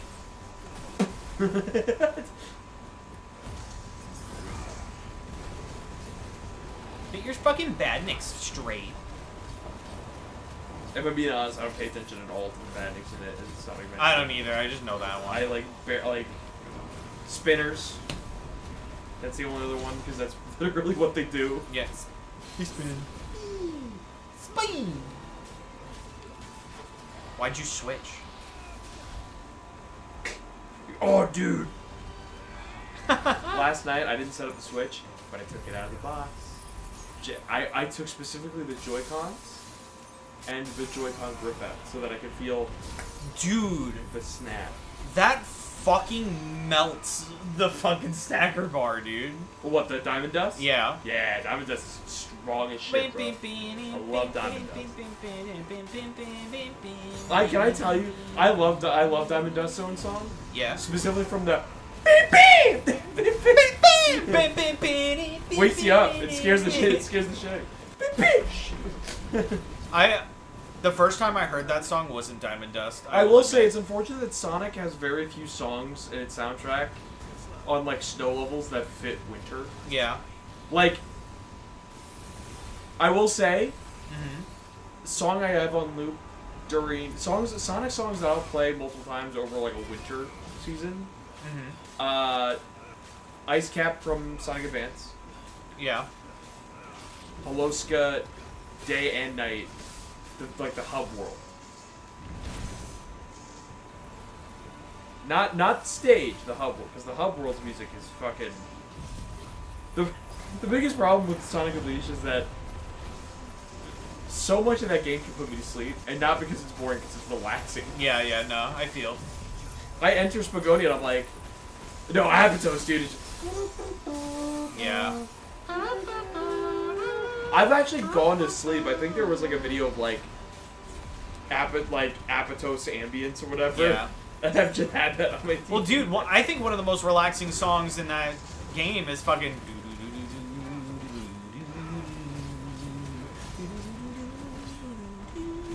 Yeah. Just Spagonia Night, dude, is so good. So good. I also got to, for those ambience videos, by the way, I'm on fire. there's a Twilight Town one. Oh. I think I've gotten served that one. That one's, it's so good. Let me tell you, listening to Lazy Afternoon to go to sleep with a little bit of that, a little bit of the train. You hear the trains coming in. Yeah. Some people talking. I will say the one that I'm not a big fan of that I think someone did make was Traverse Town. Because I was like, I just don't feel the vibe of Traverse Town that much. Yeah. The song is very sleepy, but in like a bad way because Yeah. it's the first World of KH1, and so Yeah, I get it's like really bored inside Traverse Town. So true.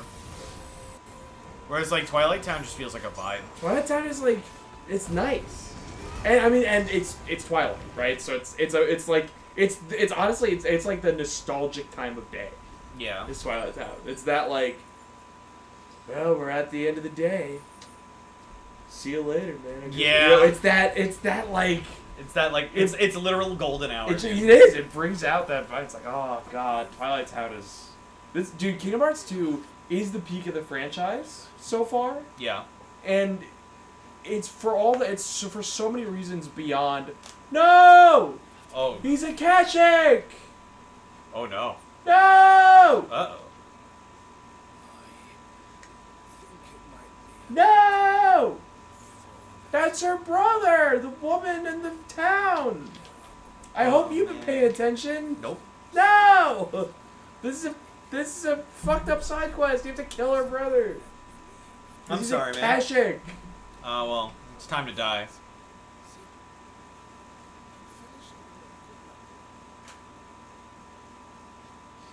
But yeah, dude, I there's so many things about KH2 that are peak that isn't just the fucking gameplay.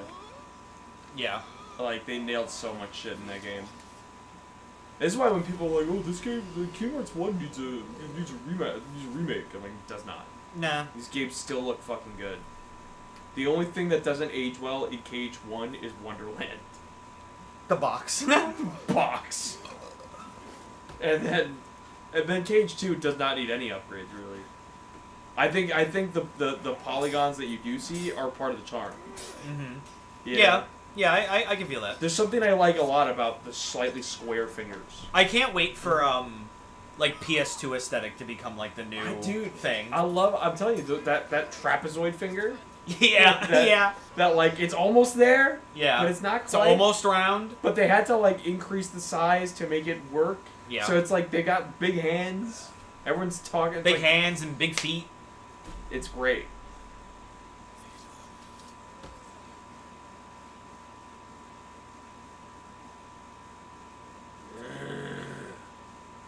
There you goes.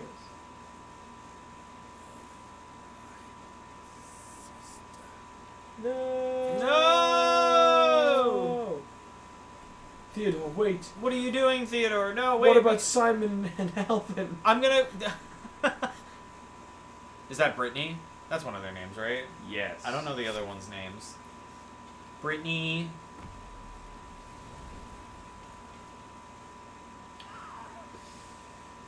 Theodora... and Simone. Simone, I think, is one of them. That's no way that Simone is one of them.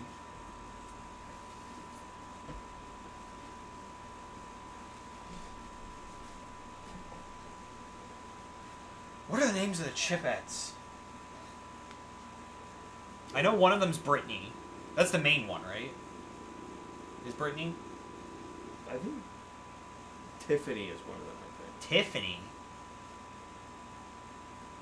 And Shannon. Chipette's names. Oh!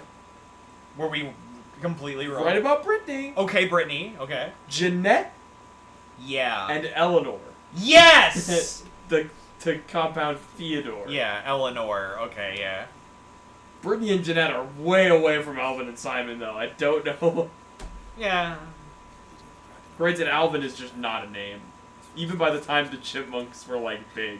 Alvin is a name. It is. What are you talking But, like, about? no one... You know what? I don't know a single Alvin. Yeah, exactly. Like, yes, it's a name. I know more Als Right. than Alvin. Right, and most of the time it's like an Alfred. Or Albert. Or Albert. Right, Alfred or Albert is like the Al. Very rarely... I don't, like... Yes, it's a name. But there's a lot of names. Do you know a single Alvin? In fact, now that I think about it, can you name a single celebrity that's named Alvin other than the Chipmunk? I love referring to the cartoon character as a celebrity. That's great. Big. What are you talking Muppet about? He's a energy. singer. Yeah, big Muppet energy. He's a singer. I have his album. I have the Wii game. When are we playing the Wii game? Dude, I play every song in that game. I 5-starred every song in that game. Isn't it just Samba? Or am I thinking something else? Well, I guess I guess it is closer to Samba Yeah. in the way that it's portrayed, but it's also what it's like. You probably didn't play it. There was a park sim called Thrillville. Yeah. On the PS2, Yeah. they had a cheerleading mini game, and that's what it's like, because it's the buttons are coming from like the sides of the screen. Yeah. There's like a lot of great songs on there that, of course, because it's not just songs from the movie. Yeah. Because I think the Wii game came out after the first movie, so there's only like maybe 12 songs off the soundtrack. I told the witch doctor I was in love with you. First of all, I think that's how I first heard that song, was Alvin Chipmunks. Oh, Rugrats. But yeah. I think Alvin was the first time that I heard the main part. I took that song in, because I think when I watched Rugrats the movie, I was so young that I didn't even think about Witch Doctor. Yeah. Well, because the only thing they do in that part of the movie is just ooh ee ooh ah ah ting tang wada wada bing bang. Yeah. I mean, meanwhile, Alvin's like, Alvin, Simon, Theodore. I told the witch doctor, she told me what to do.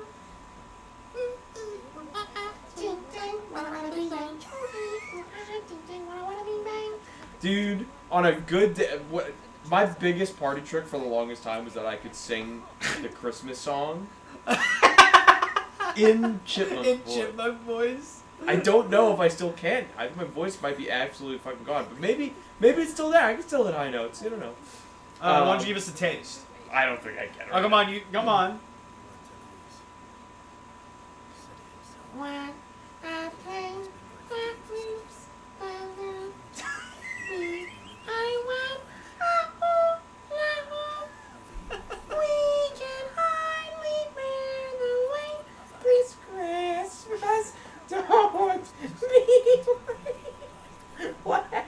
I don't know what happened. Are we hacked? Maybe.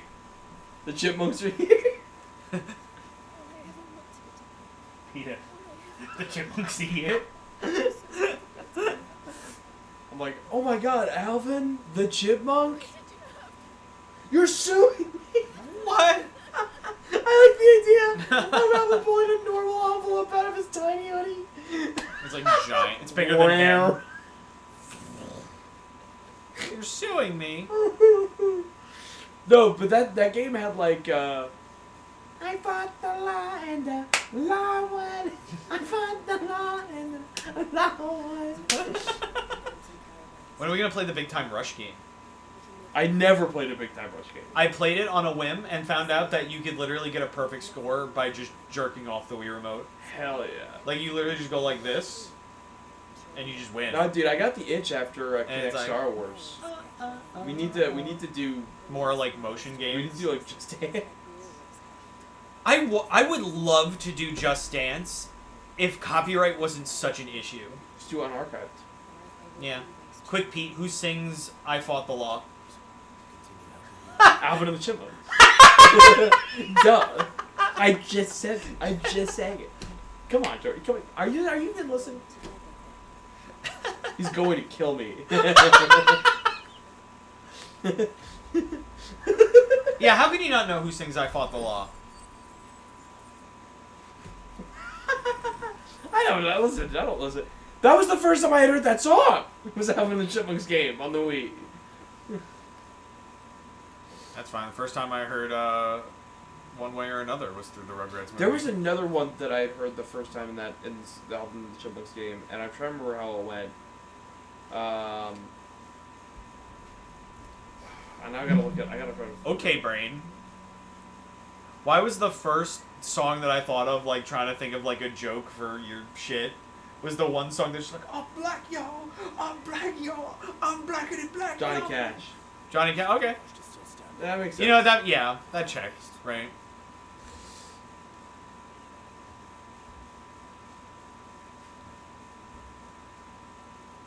Hello. They sing "Life Is a Highway" in that game too. That's crazy. From Cars? Yeah. Well, actually, it says "Life Is a Highway" artist countdown, Yes. comma countdown singers. So it's not the Rascal Flatts. It's definitely the Rascal Flatts version. They definitely did not do a cover of the countdown Of the version. original version, yeah. No shot. Rascal Flatts basically gaslit the world. Yeah. If someone says they know that Countdown did "Life Is a Highway," they're lying. They're a nerd. They're nerdy. They're lying. That and that version of the song is just All better. the Small Things was in the Wii game, which I don't think that was in.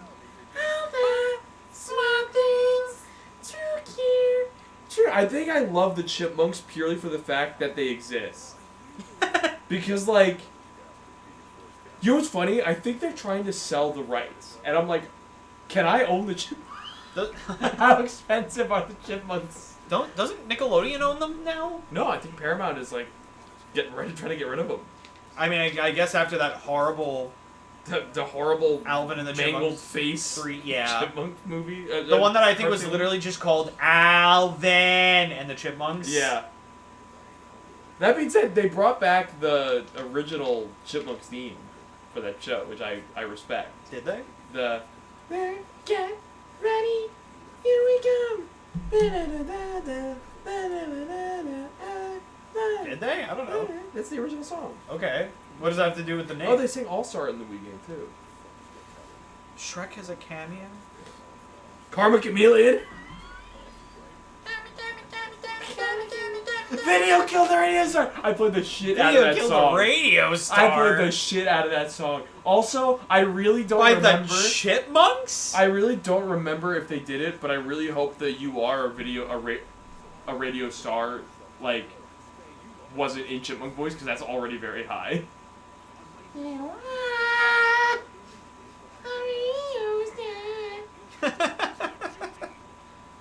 Walking on the Sun by Smash Mouth, the only other Smash Mouth song people tend to know. Other than I'm a Believer. Other than I'm a Believer, which is a cover for Shrek. So if you know All Star, Yeah. you probably know I'm a Believer. That was that. Listen, I've listened to both versions.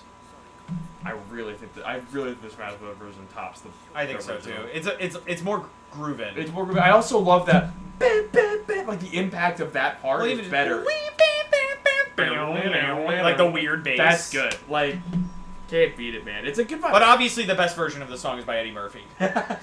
Look, Listen, you can't top the energy. I believe.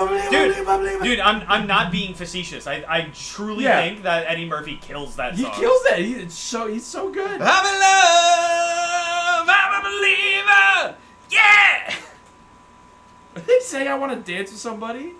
Okay. Crazy. Love Shack. You Love can't. Shack. The Chipmunks can't No. be singing Love Shack. Love Shack. We have to play this game on stream. We have to play the Wii game.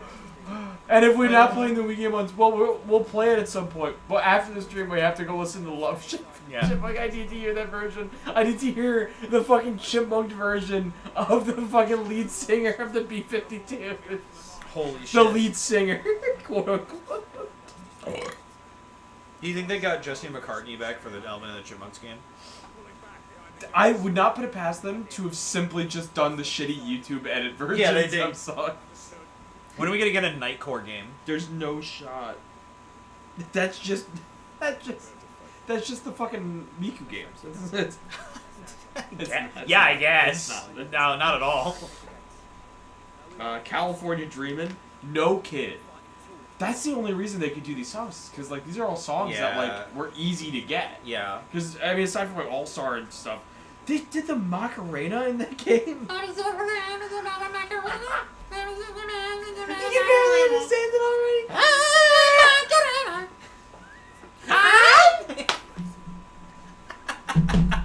Dude, the Chipmunks existing because it's like it's the most like. Do you think they even tried to animate the dance in the game? I really hope so. Any dance that's first 4 steps are this. First of all, the song I was thinking of was "Shiny Happy People" by REM. Mm. But also, "I'll Be There for You," the theme to Friends. Get You Going. That one's from the movie. That one just has the Alvin and the Chipmunks like movie poster for it. Did you really got me by the Kinks? You really got me. Someone needs to rein in the Chipmunks. They're a little too horny. You really got me. I only know the Van Halen version.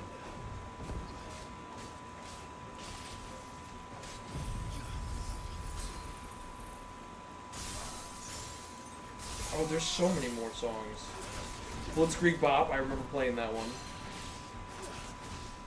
Which, by the way, you can barely understand the lyrics as is in Blitzkrieg Bop. Yeah. Thanks, Chipmunks made it better. Thanks, Chipmunks. Kids in America. Oh, I mean, every fucking 2000s movie had to have that song in it. Especially if it was like a Nickelodeon movie. Now, they had California Dreaming, but they also had California. Which one? They did. I need to hear the. They have Tub Thumping. I don't know that song. That's the. I get knocked down. Oh. But I get up again. It's called Tub Thumping. I don't think I ever knew the name of that song. Yeah. You know what else is in that song? Mm-hmm. I take a vodka drink. I take a whiskey drink. I take a laundry drink. Alright, what's the Kids Bop version of that? I take a drink to remind me of the good time. I take a drink to remind me of the bad time. We have to hear the Kids Bop-a-Vibe version that they're gonna put in this game.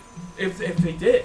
Or they just chip-tuned it so it's just Chipmunks going fucking... Take the vodka in the daytime. I take the vodka. I take a whiskey drink. Yeah, Alvin? Alright, Alvin. Shit's rough at home, I guess. Is Dave alright? They did 1 week. Wow. Maybe my fascination with this song came from that. No, it From was Alvin and the Chipmunks, not movie. Digimon. It was the Digimon movie, 100% Digimon movie. 1 week.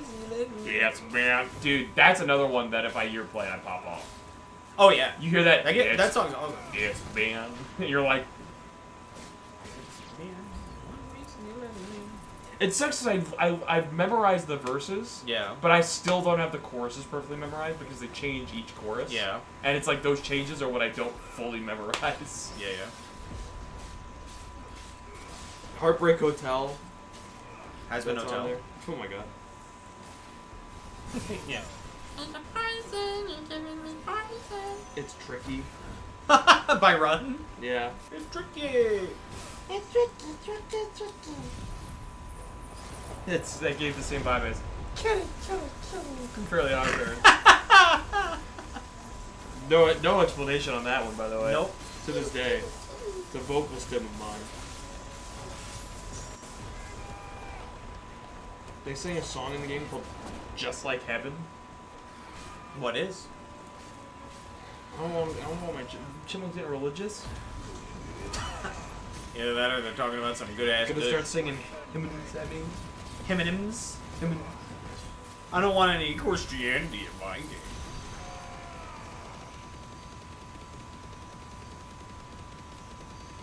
Semi-charmed life. Okay. That's in there. God, it's just such a funny. The chipmunk song is in there. Is that just Christmas? I don't know. I think so. Christmas, Christmas time is here. Bro, that's a song by The Cure. Which one? What is? Which one? The chipmunk song? The chipmunk song. There's a problem with the stream having a delay. I don't know.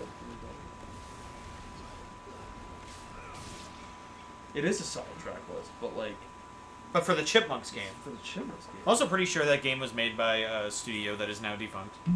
there's so That I many. did research on. There's so many kids that played that game. Semi-Charmed Life has a lot of drug references. That's true. That's literally what the song's about. All right, do you think it's copyright if it's the Chipmunks? Yes. I was drinking. I can't fight a dragon right now. Wait till later. It's Wait till killing later. me. It's Wait killing till me. later. We can listen to it after stream. I have to go to the bathroom though. All right, listen in the bathroom while I fight this dragon. Your parents just here from the bathroom. Take a vodka drink. Take a whiskey drink. If you find that part of the song and it says it, Yeah. I'll let you play it on stream. How many dudes gonna I have to fight?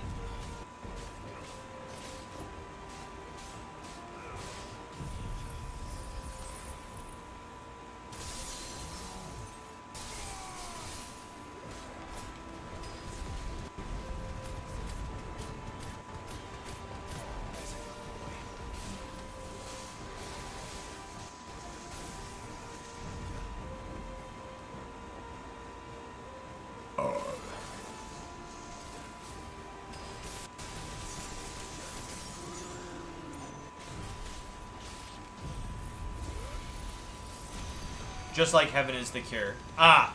I don't know that song at all.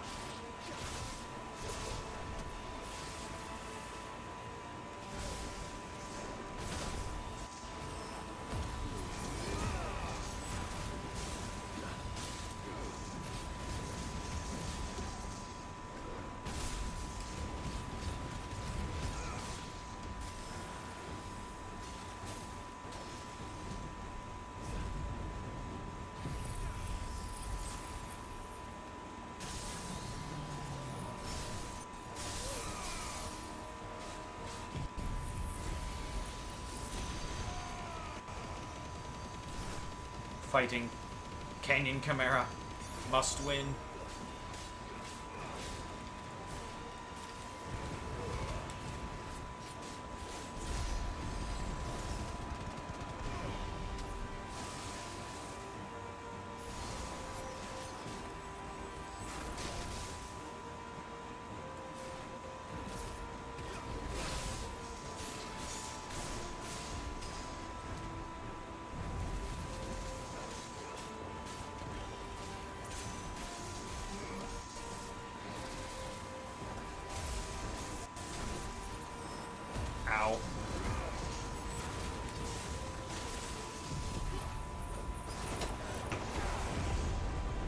Did you find it? I did. Did they censor it? So, at first I went, oh my god, they just chipmunked the original song because they're all singing with like a Scottish accent. But then, Uh-huh. he drinks a cherry drink. He drinks a mango drink. He drinks a soda drink. He drinks a cider drink. Okay. But they still had the accent. Mm-hmm. So maybe it's like a censored version of the original song. It's Maybe it's like the gotta radio be. edit? Yeah, it's got to be like a radio edit. But I also was trying to hear if they sang "Pissin' the Night Away," which is the other part of the song that they sing at one point, and I couldn't tell. It's either "Dancing the Night Away" or "Pissin' the Night Away," and I could not tell which one because of the chipmunk. I choose to believe it's pissing. Yeah. Take that out of How context. did you know? Might as well piss. Piss.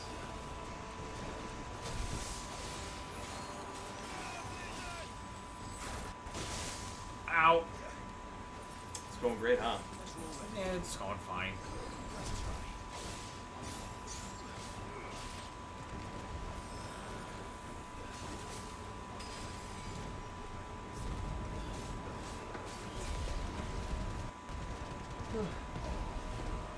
Don't run away.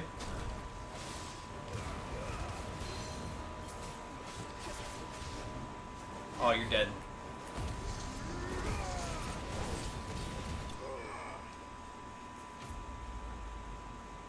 Yeah, just like having it as the cure. Yeah, okay. I still don't know the song. I don't even think I know the Cure. If I'm gonna be real with you. I think I've heard like one The Cure song. I couldn't tell you which one, but I remember the band name.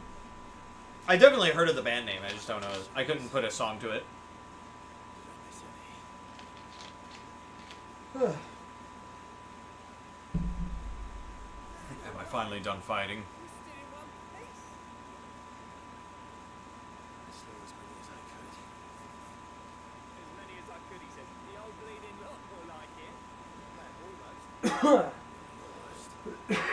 Stop dying over there.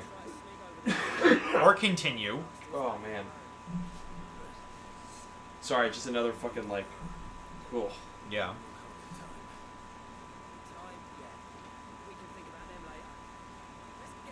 What time is Summer Games Fest tomorrow? I don't know. Well, good talk. What do you think they're going to show? Anything other than Kingdom Hearts 4 and Sonic Racing that's going to be Kingdom Hearts interesting? 5. They skipped 4. Kingdom Hearts 5, The Missing Link. I'd cry. 5. Okay. Yeah, Kingdom Hearts 5. Jordan's part of the marketing. Spider-Man 3. The Sam Raimi movie. Yeah, they just show an old 2007 trailer for Spider-Man 3. No, the whole movie. It's the whole conference. It's Spider-Man 3. Hell yeah. Hell yeah. Exclusively the scenes that everybody hates. Like when Eddie Brock goes to church to wish death upon Peter Parker. That's awesome. I don't know what you're talking It's about. so funny. That scene is fucking hilarious. It's really funny because, like, I've seen the movie so many times, right? I still don't expect him to be like, kill Peter Parker. I want you to kill Peter Parker.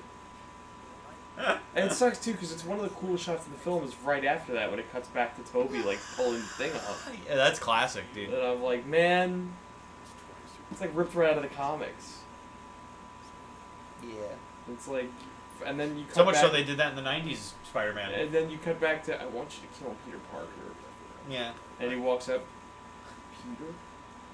Yeah. I also just love that it's like,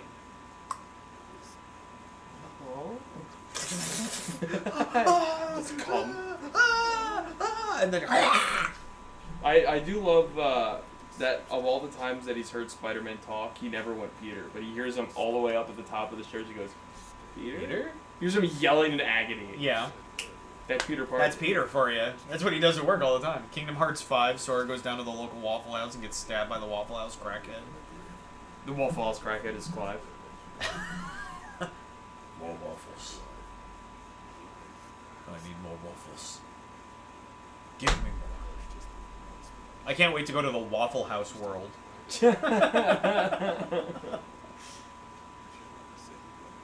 That's just all the worlds in Kingdom Hearts 5 are just based off of breakfast chains. Go to the Denny's world, the IHOP world, Waffle House. Yeah, the Disney worlds will be missed, but these breakfast worlds are slapping. Just think of the fucking... welcome to Whataburger. How can I help you? Listen, I'm not ordering anything. I actually just got off the line. I just wanted to say, this burger be slapping. What a fucking burger. So stupid.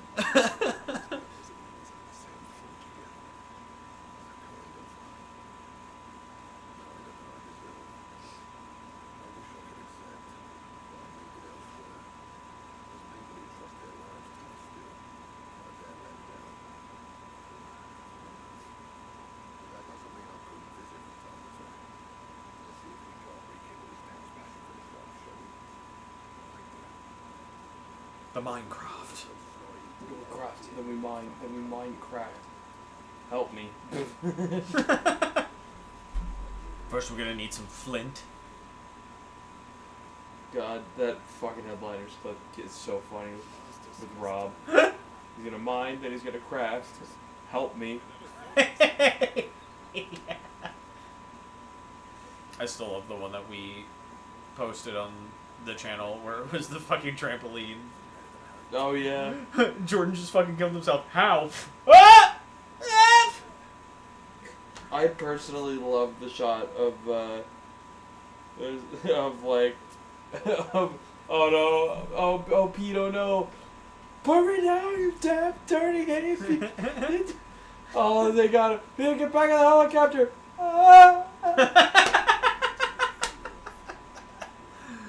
I was so happy that came in. When we ended that stream, my mom's like, you know, the fucking like calming like sounds. She turned that shit up so loud you heard it throughout the whole house.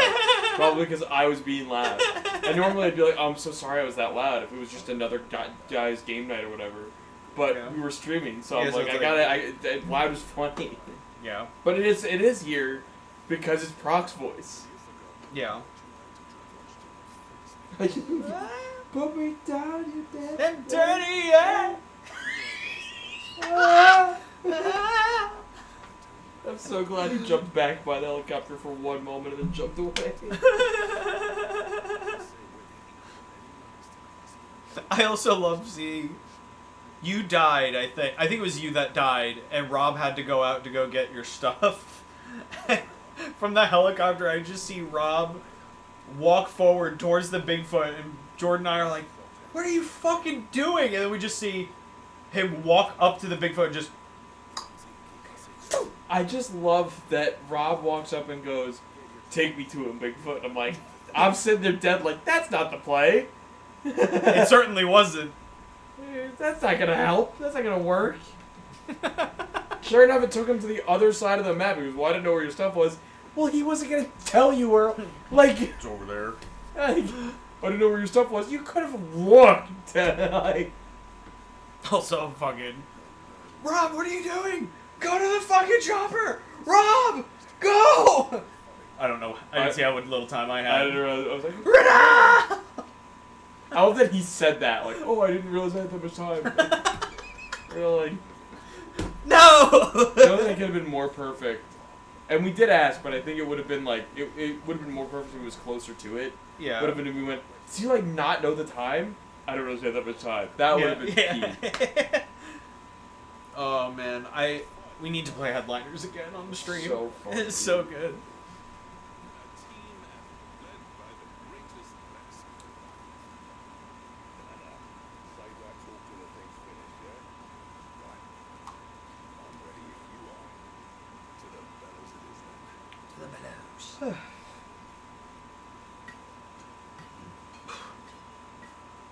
I feel it in the controller.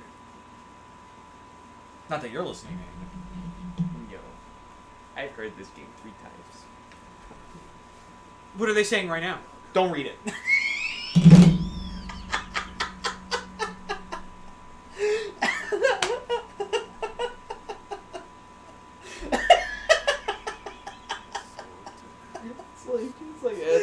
someone. Like, oh, you're so good at Italian. What are they saying right now? And subtitles on screen. Pizza pasta. Mixie Masta. Mickey Mouse. Whoa. I can't remember what the bit was the other night while I was running Kingdom Hearts rando, and something triggered like the fucking like they just have Mickey himself come in to record it. It's every time I come in here, I never know what the fuck I'm reading. Every single time. Heart this, door that, I just don't know anymore. I hope we get Mickey Mouse Clubhouse World in Kingdom Hearts 4. Hot dog, thiggity dog. It's Mickey. Mickey, we gotta unlock the key. We gotta unlock the heart's key card thing. Whoa. The world's heart. There you go. The keyhole. The keyhole. That's what I was looking for. Yeah. We gotta find the keyhole, Mickey. Let's ask Toodles. Misky Mooska Mickey Mouse. What? Mickey? Listen, if you can digitize a journal, I can talk to a backpack. Listen here, young man. Goddamn. Yeah. Goddamn. Ragnarok. Sounds like something I hear from Larry the Cable That's Guy. a good sword, Ragnarok. Put that on. Goddamn. And Goddamn is like one of the best swords in the game. Yep. Before like the actual best sword in the You game. gonna put on Thor Ragnarok? Good movie. I'd rather put on Love and Thunder. I'd kill you. I'll fucking. What would it be? The broadsword. He walks, he sees Goofy in the world. He's like, Goofy, something's weird about Mickey. I don't know what he's doing. Goofy's just doing the fucking dance. The fucking like weird like fucking like. A dance that is just not a dance. It's like, what the fuck are you doing? Bruh. Yo, we're putting on the rune blade. Whose man's is this? Is Goofy gonna say it? You put on the rune, but you just got Ragnarok. I don't think I could have had it. It's in your inventory. They gave it to It's you. what? Not They gave it to you for free as a reward for the quest. free? You're in the wrong screen. It's in gear. Oh. Click the sword. Whoa. That's such a strong sword. Give me the controller. You've made a grave error. My spells! You swapped presets and I was not prepared for you to go into a fight unrealizing that one's not gonna slide. I could have just told you to go back, but I like that. Give me the. As soon as I saw the one thing in there, I went, "Oh no! Oh no! Oh no!" I was saying to my old manager when we were leaving last night. I literally told her, I was like, "I'm so glad that it was you doing the handouts, because it would have been really funny if you ran out of tickets right before me and I had to look you in the eyes." Yeah. Oh no.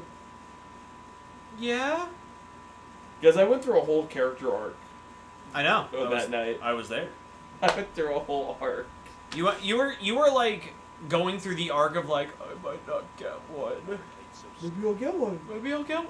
Actually, yeah, I think like throughout the night you were just like, I mean, there's not that many people here. Like, we don't really know. So we really like it's all imaginary. So like we really don't know. And then you're like, I don't know. It's looking bad. And then you're like, oh, the stack of paper. Oh, I don't.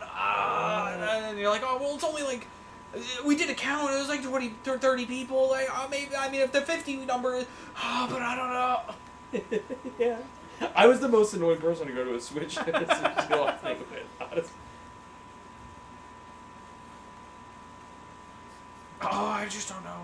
I am the worst person in these situations because I reason with myself externally. You sure do.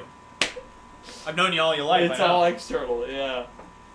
I've known you your whole It's life. better that way. If it's internal, I look like a fucking freaky maniac. Yeah, you just be fucking sitting on that fucking bench that we just moved over, just like. Yeah, I'd be tweaking. If I was doing it internal, it's better external. Hello, Mace.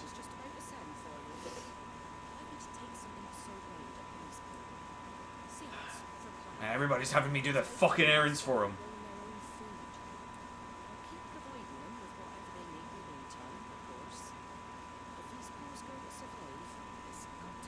There it is, though. Here it is. The Switch 2. Yeah. Still mint condition. He's gonna get it signed by Miyamoto and sell it. Mr. Miyamoto, I know you're watching. But not more. All the value.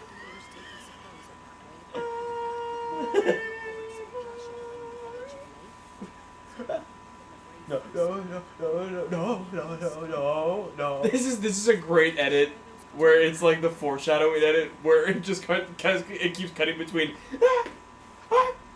yeah. It's like on the. I smash. It gets between that and me just. It's like that. Yeah, it's like that one video of the old lady with the Mentos and the Coke. Oh my god. Where it just keeps cutting to like the Yeah. aftermath. I love that edit so much. any of those edits, they kill me. Oh man. I'm so glad our friend Becca has messaged me the other day with in shock of the recent finale scene of the new Doctor Who season.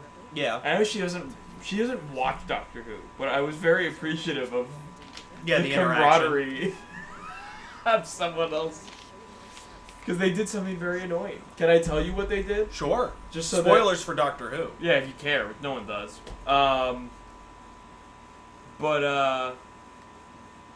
So the 15th Doctor regenerated at the end of the Yeah, last I episode. saw it. What, is like a white woman now? Not just a white woman. It's A white gay woman. It's Billie Piper Who? The actress who played Rose Tyler, the first companion back in the 2005 series, like when the show came back in 2005. So now She the was the first companion is a companion. Doctor Who. Yeah. So the issue is that we might be waiting another 3 years before Doctor Who comes back again Okay. because of this insane holdup Disney's causing, which is why they really should just break the Disney Plus deal because it's not doing anything for them really.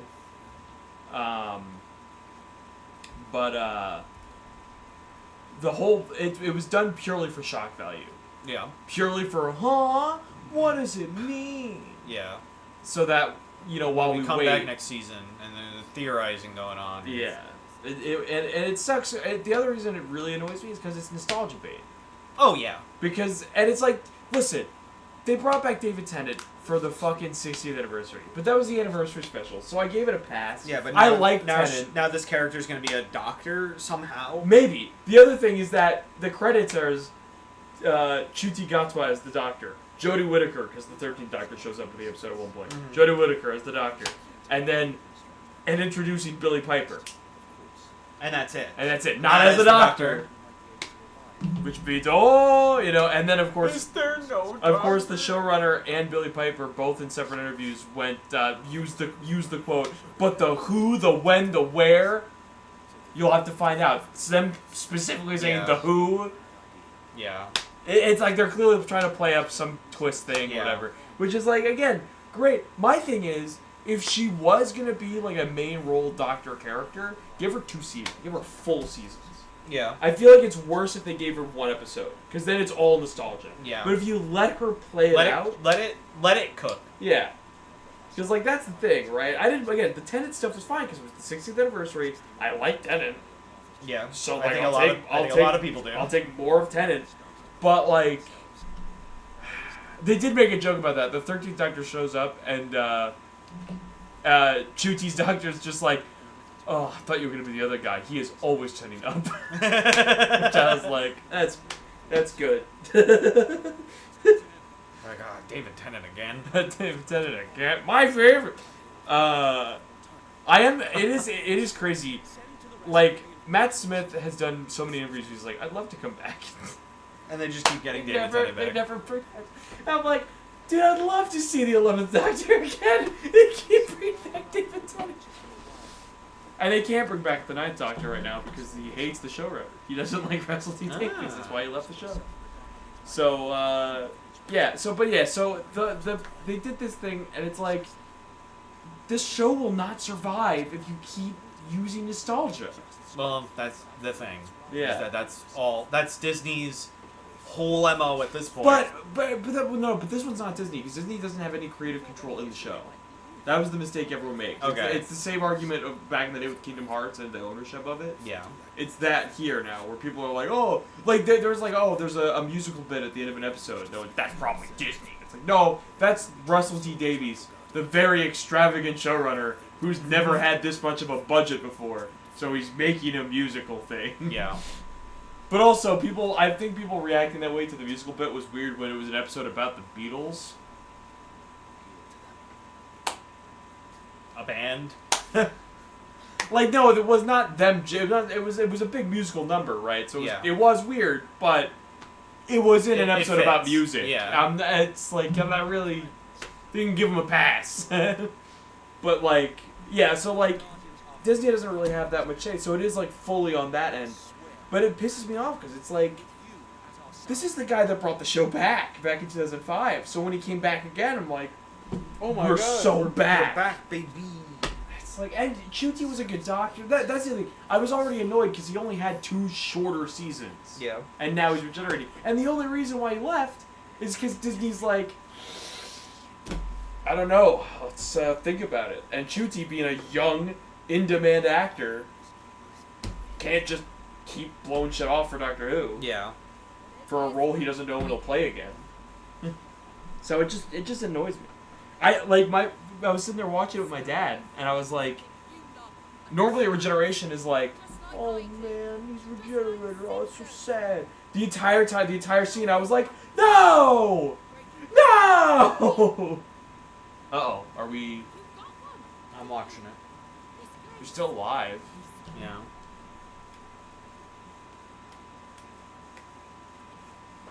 Are we okay?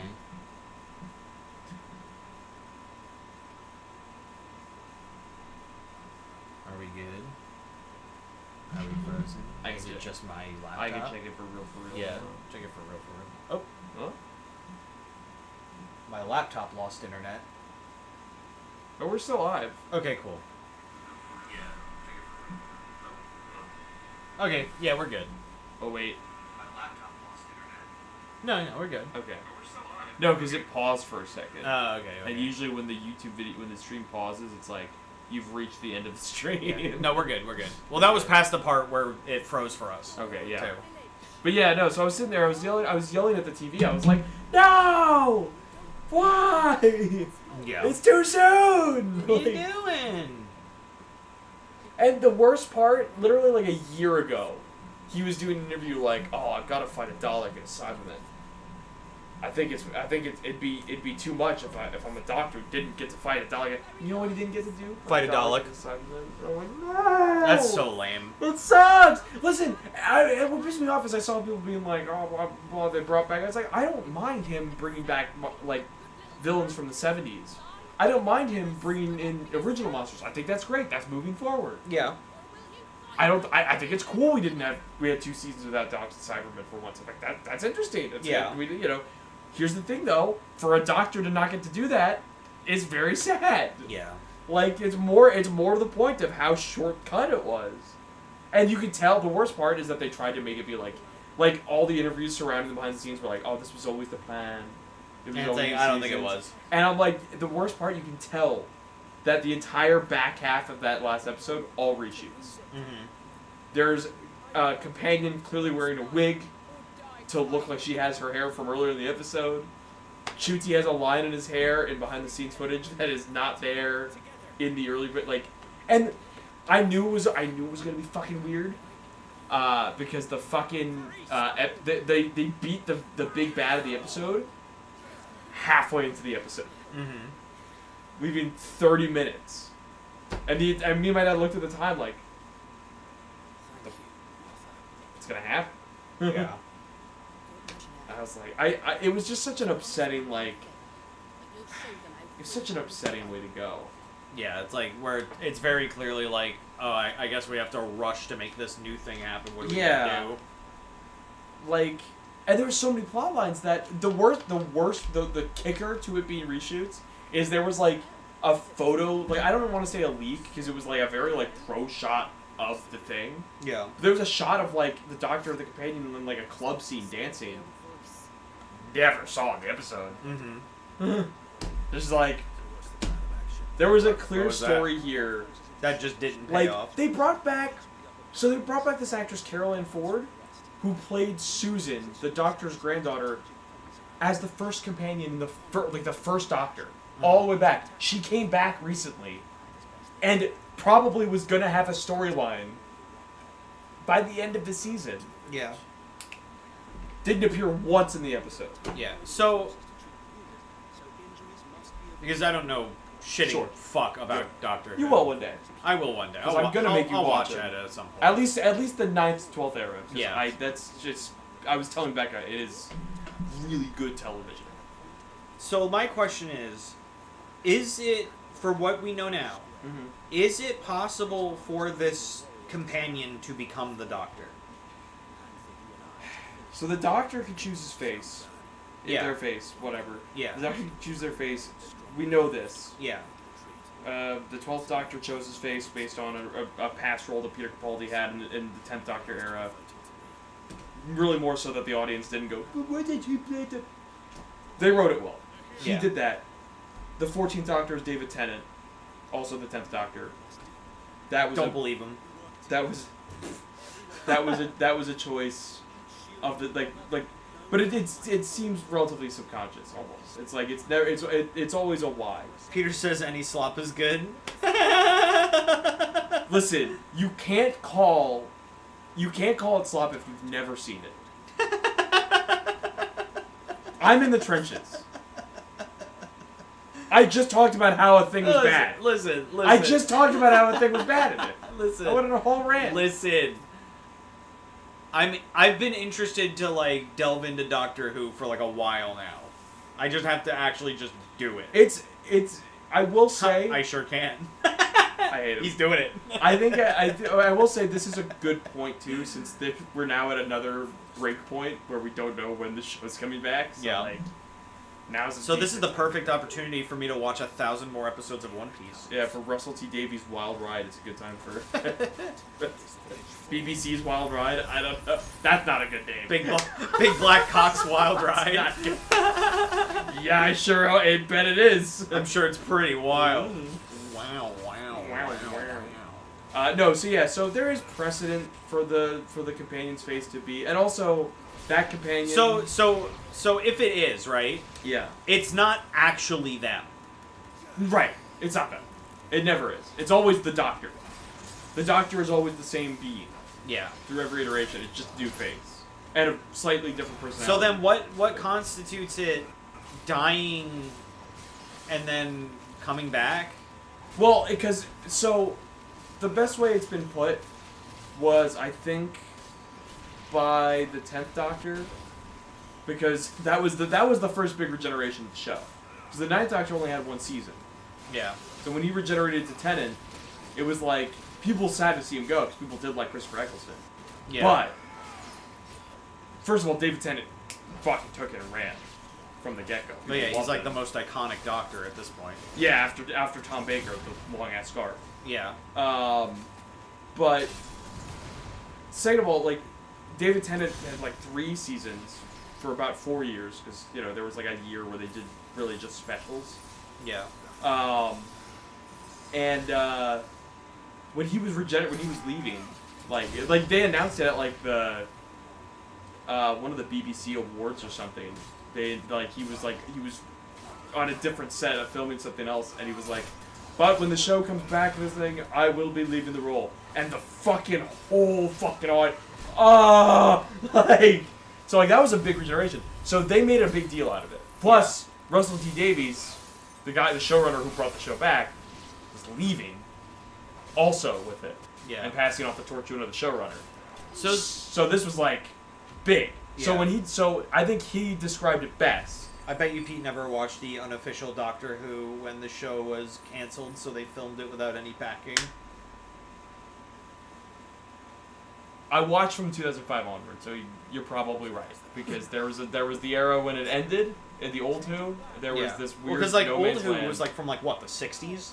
Yeah, 50s through the 60s. Yeah. But it was like from there onward, like from when it ended and then into the 2000s, there was like nothing, little gray stuff, and then it came back in 2005. I'm a new Who guy. I watched the new thing, which is fine. I really like.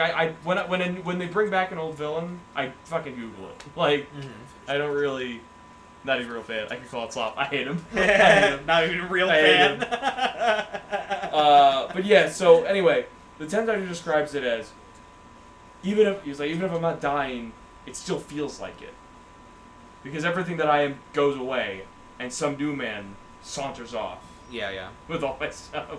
And it's like that's because that's what it is. Because it's like it's still the Doctor, he still has his memories. Yeah. Which is very prevalent when he talks about his like when there's a really good 12th Doctor speech where there's two boxes. There's like an alien invasion happening with these shape-shifting aliens. And there's two boxes. And each one has a button, and the button basically it's the start of a massive war to break out. And he gives this whole speech. He starts it with, then they're all fingers on the buzzers. Which one will be quicker? And to go, this isn't a game. You're right, it's not a game. This is a scale model of war. Everyone's right here. And he gives this whole speech, and at one point the alien goes, "You'll never understand," and he goes, "I'll never understand. Me, I'll never understand. The things that I hear, I close my eyes. The things that I see." And it goes into this whole thing because the whole thing with the Doctor is that he, in order to end the Time War, he killed his whole race of people. So he's got this whole trauma, and that lasts throughout every iteration. So the memories and everything are still there, but because it's a new actor, the personality is different. But it is like dying for them, and it's a whole big ceremony of it because. So like, my big question is then, is the Doctor just immortal? Yeah, so technically no. So, how does the Doctor die? he had a set amount of regenerations. Like for good. He had a set amount of regenerations. Okay. So this was here's the weird thing, right? And here's why I'm going to tell you can skip the 13th Doctor, not because she's a woman, but because it wasn't well written. Because from 9 through 11, or at least in the 11th Doctor's era, they established he's out of regeneration. The 11th was supposed to be his last phase. When Matt Smith is Matt Smith sits on a planet and ages. He gets old. This is it, and he chooses to sit on this planet and defend it from everything, whatever. In the heat of the battle, crack in the universe shows up and related to the Time Lords of old. They grant him more regenerations, which is then how he regenerates into Peter Capaldi's 12th Doctor and then onward since then. But he had a set amount of regeneration. Now, theoretically, that means he has a new set, but it's still set. Yeah. Then, Chris Chibnall, the third showrunner of the new era, who took over when the 13th Doctor became a thing, had this whole bit. He changed the lore of the Doctor. So instead of the Doctor just being another Time Lord, and all Time Lords regenerate and all that whatever, the Doctor is now the timeless child. Basically, the Time Lords as we know them kidnapped a kid with the ability to regenerate and experimented on it over and over again and forced regenerate. So they got the cells. So the Doctor is like the OG that gave the Time Lords their ability to regenerate. And it made the Doctor this godlike figure that should have never been. Because the whole thing with the Doctor is that he's just a guy. He's a Time Lord. He's he's an alien, but he's compared to the rest of them. If they were still around, he'd just be another one of them. Yeah. Like that's there used to be a whole race of him. Like that was the whole thing. But when they did this whole timeless child thing, it poisoned the water hole because it was just like it's like we did too much. You've gone too far. And like I'll give respect to this. Russell D Davies picked up the torch again with the new era. With the Disney Plus stuff. He comes in. He had every chance to retcon it. He didn't. He doubled the fuck down and said, "This is the thing. This is real. All this happened." And then he brought the 13th Doctor back in this last episode to have this like one-on-one, which heartfelt. She regenerated to David Tennant. He regenerated from David Tennant. These two iterations never got the handoff that they would have had. Yeah. So I was very like, this is cool. But also, she is so much better written in this one 5-minute scene than she was in her whole era. And it shows just how much better Russell T Davies is. For all the complaints people had about this new era, it shows like he gets what he's doing though. Like he knows. Mm-hmm.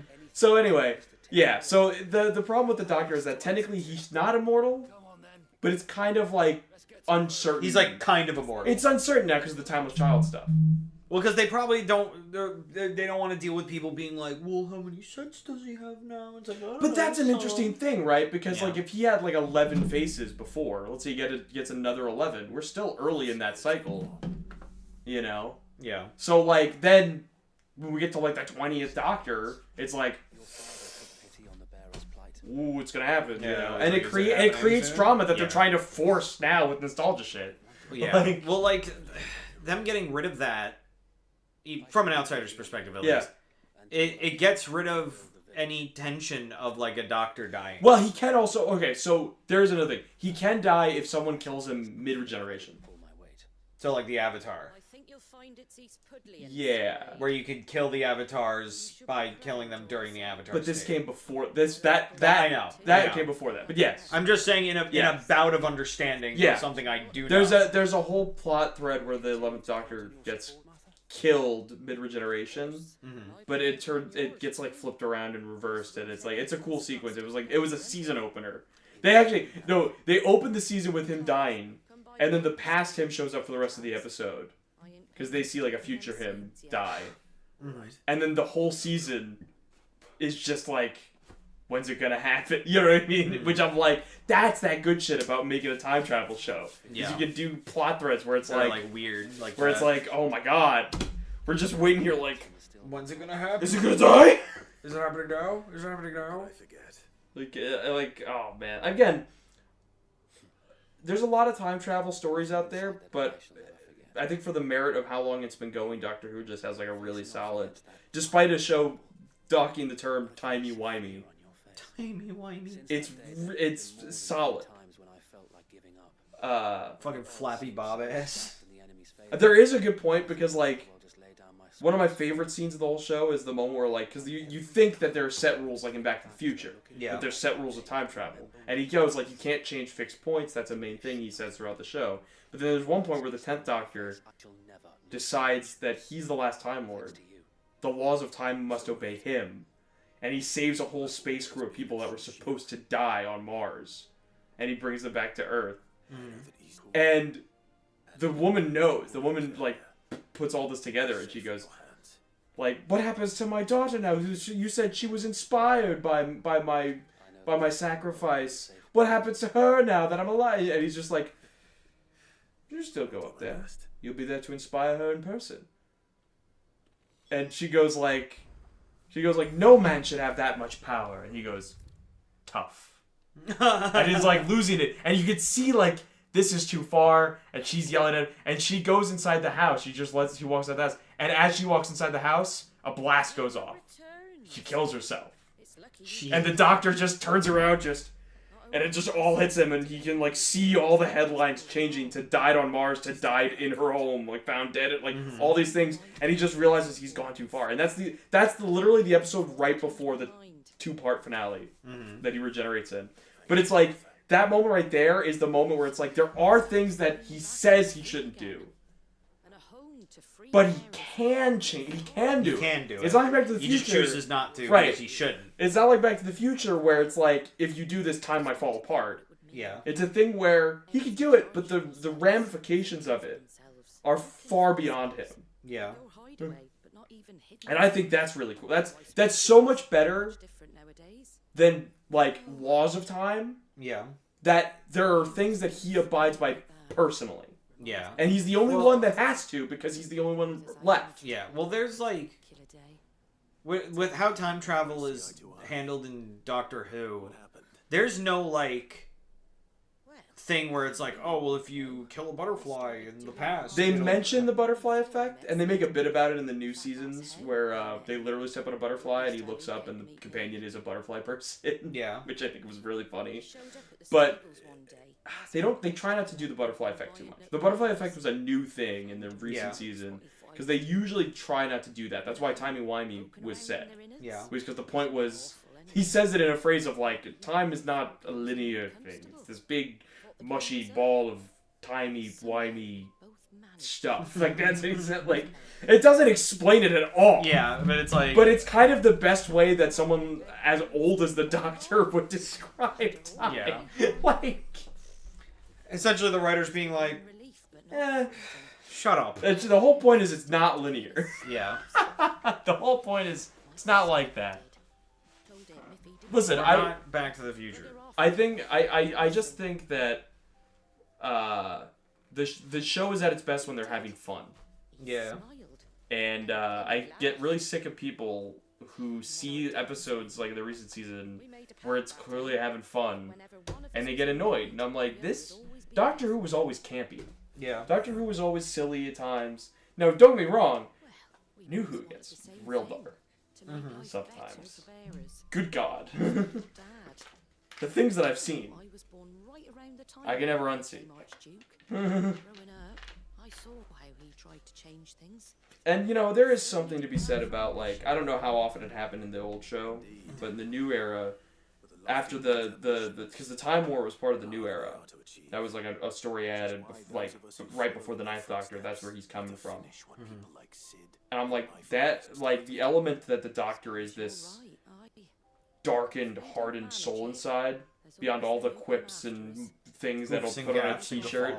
Like, every now and then someone says something, like, the 11th Doctor is like, bow ties are cool, oh, I wear fences now, oh, you gotta look at me. And then he has one of the coldest lines of, it's like, good men don't need rules. Today is not the day to find out why I have so many.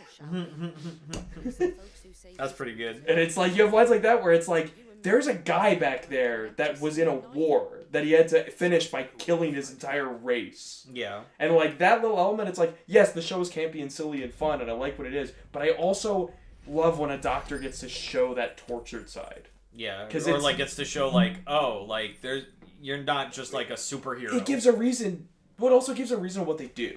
Yeah. The whole thing is like that whole, like, that speech I mentioned earlier with like the scale model of war, like that, the point of that speech is that he does what he does because he doesn't want anyone else to feel that again. Yeah. He doesn't want anyone else to feel the pain he feels every fucking day.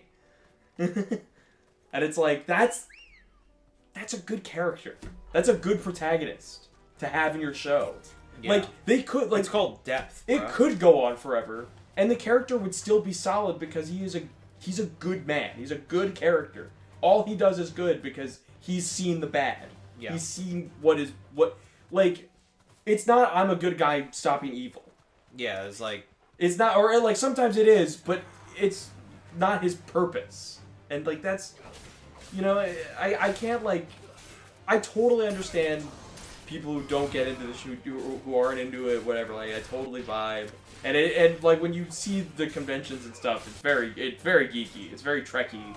Oh, yeah. You know, it's sci-fi, it gets there. But, like, I gotta tell you, the writing in that show sometimes, like, amazes me. It's phenomenal, like, it's, like, and it shines through because I see all the, you know, of course, with another season finale in our back, you know, all the clips come flooding into my timeline, and I'm immediately sitting there scrolling through Doctor Who clips for, like, hours, because I'm just lost in, like, that was such a good clip. That same clip with the good man line that I mentioned. Yeah. He's telling a general, because they're messing with his friends. They're trying to steal the baby of one of the companions, because it's an important child. That's spoilers, though. But he tells the general that's like manning the army for this whole thing. He goes, "Give the command, General. Actually, wait. Tell your men to run away. I want you to become known as Commander Runaway. All your men will call you Commander Runaway. And when you're retired and you're in a building and the kids come knocking on the door just to laugh at you and say, 'Here lives Commander Runaway.'" You know, like he makes him do, like, he does this whole, and then the villain says her thing, and he gives his line about why he has so many rules, or whatever, and she immediately shakes a bit and goes, "Give the command, Commander Runaway." and I'm like, I love it because it's like, it sounds silly, but it's like, he's literally just like, I want you to ruin your own legacy. Yeah. I want you to be remembered as the guy that told his men to retreat. Yeah, that's the only thing people remember. And I'm like, that's so good. Like, it's so cold. It's like, yeah, the Doctor could kill. He could. But, like, ruining someone, because he's a time traveler. So to him, death of a legacy is as cold as any death. True. In fact, that is the death. Yeah. Especially for a highly rated commander, you know? Yeah. Now you're going to be known as the one that told his men to run away. Like, it's just shit like that. It's like when the solution isn't kill or conflict. It's just end. It's just ruin. It's just. I never with anything, because, like, you know, the biggest one is Batman, obviously, where it's like, why don't you just kill the Joker? I'm like, then you don't have an interesting story. Well, and also, like, that's the thing, right? Is that, like, it's the simplest answer to all that is always like, well, then what separates them? Well, yeah. Well, that's again, that's even like that's Batman's justification for it. Right. It's like, well, because then I'm like them now. That's the human. That's the truest reasoning. Yeah. Right. Like, aside from the writing perspective, it's like, if you were a vigilante and you were doing this, like, and you're just killing, what's the point? Yeah. You know. That's the whole argument between Frank and Matt and Daredevil. Yeah. You know, is that Castle's killing people left and right, and he's like, "Is what you do any better?" Or, you know, and he's like, "I do it through the system." He's like, "Oh, the system fucking sucks," you know. And it's just like, it's a good moral conversation, but at the end of the day, if you're a hero, why stoop as low? Yeah. You know. And the fact that villains like the Joker do keep coming back is what keeps it interesting, because it's like, is he gonna snap? Is something gonna happen with the Joker? You know, like, what? And it's always something different. I'll give it that. They'll have fucking things where it's like the Joker does something to accidentally kill himself, you know? Yeah. But then somehow, and he keeps fucking coming back. For what it's worth, the Doctor, when it's like an enemy that isn't organic, he'll fuck him up. I mean, there's a in the same arc, there's a army of Cybermen in space and whatever, and the husband of the companion is like walking in like Roman soldier armor, part of his past story thing, and he walks up to them and he goes, "Now I have 3 questions for you. 1, where is my mother? And the where is my wife?" And the Cybermen are just like, "You are with the Doctor. Where is the Doctor?" And then suddenly their entire fleet blows up behind him, and he goes, "Do you want me to repeat the question?" And that's the cold open of the episode. And I'm like, that's the Doctor being like, "Well, they're just robots." Everything fucking blows. You're not people. It's so good. Like, I just think that there's so many shows out there nowadays. There's so much media that gets like blown off because it's geeky or cringe. Yeah. It's like, sometimes it's... You don't gotta tell me. Sometimes there's insane writing in these shows that like gets looked over. Don't get me wrong, not every episode's a fucking hit. There's a lot of episodes of Doctor Who is in this newer era that like just... Or just whatever. Are just like, I would rather skip. Although there is one in the 10th Doctor era that I don't get the hate for, because whenever I see it, I'm like, why do people hate this episode? And they're like, the little girl's acting is like way too unbelievable and cringe. Like, it's a child. Yeah, it's like, why are you this upset? Why is it ruining the episode for you? Yeah. That one bewildered me because I had heard so much about it. I was like, the episode's not that bad. I don't hate it. Why do people hate this episode? And then I'm like, it's the kid? Yeah, it's the kids the reason, bro. British audiences are intense. Child acting never bothered me in anything. Yeah, I just don't, because it's like unless they're blatantly like, yes, Miss Johnson, please and thank you.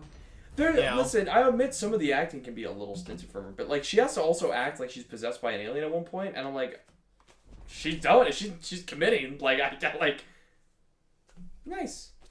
But yeah, like it was such a weird thing to read when I like found like the Reddit like thread and went on about it. I was like, what the fuck? That's why you hate it? With 2 D's. Tits. Why is it called with 2 D's? Go to the achievement. What is the description specifically? Is it for maxing out the inventory? Probably. It's just gonna show me which ones I Yeah, don't we've we've played done this these games before. We've done it.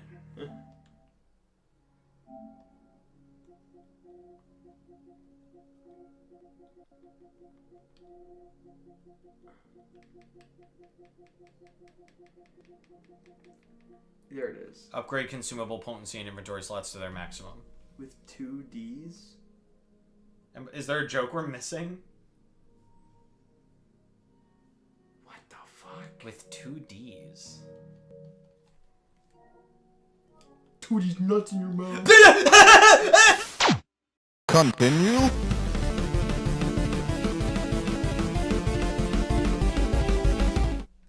No.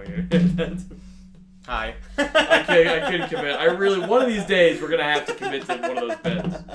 One of these days, that has to be the end of a stream. Where it's just a cold fucking... Well, because we plug every other stream, right? Yeah. So, like, I think it's safe to do one. Anyway. Like, comment, subscribe, hit the bell so that you don't miss anything. Go to his channel, Days for Days. Go to his Instagram. It's also Days for Days. Go to his Twitter. It's also Days for Days. He draws. He does commissions. Hire him. He's great. You don't do commissions, though. I don't do commissions right now. Okay, well, he still draws things and you can still support his art. I have a Ko-fi you can tip on. Yeah, you could get it on his Ko-fi. I have prints. I have 2 prints up for sale on my Ko-fi. I have a Renamon one and a Rouge one. Buy his prints. They're good. They're sexy. They're furry. One of them is. One of them? Well, Rouge is furry, but she's not furry. Renamon, I actively like. There's fur. All right, but they're both furry characters. Yeah, but Rouge is it's just her head. People would call Rouge a furry character. Okay. Okay, well, someone who wears only a fursuit head is still a furry. But it's really funny looking. Yeah. Hi. Okay, I'm ready. Okay, I'm ready. You forgot everything else. Just naked with the fucking head. Just get on the bed. The head stays on. The head stays on. That'd be the worst. This goofy ass. Yeah, I couldn't imagine getting fucking railed in the ass while I just see.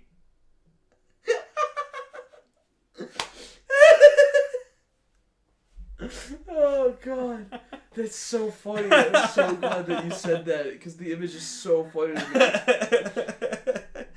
Oh my god. Even the female perspective, imagine like.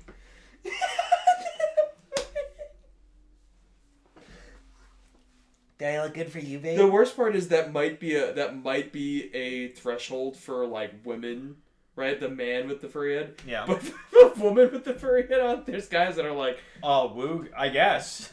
Fuck it, hole's a hole. Can I get in the fursuit mouth? Does it go all the way through? It's like the reverse mermaid question. Yeah. It's like men will actually decide between the two because the fish half doesn't What do I do matter. with the fish half? Like men just want to fuck. The fish half doesn't matter. Continue.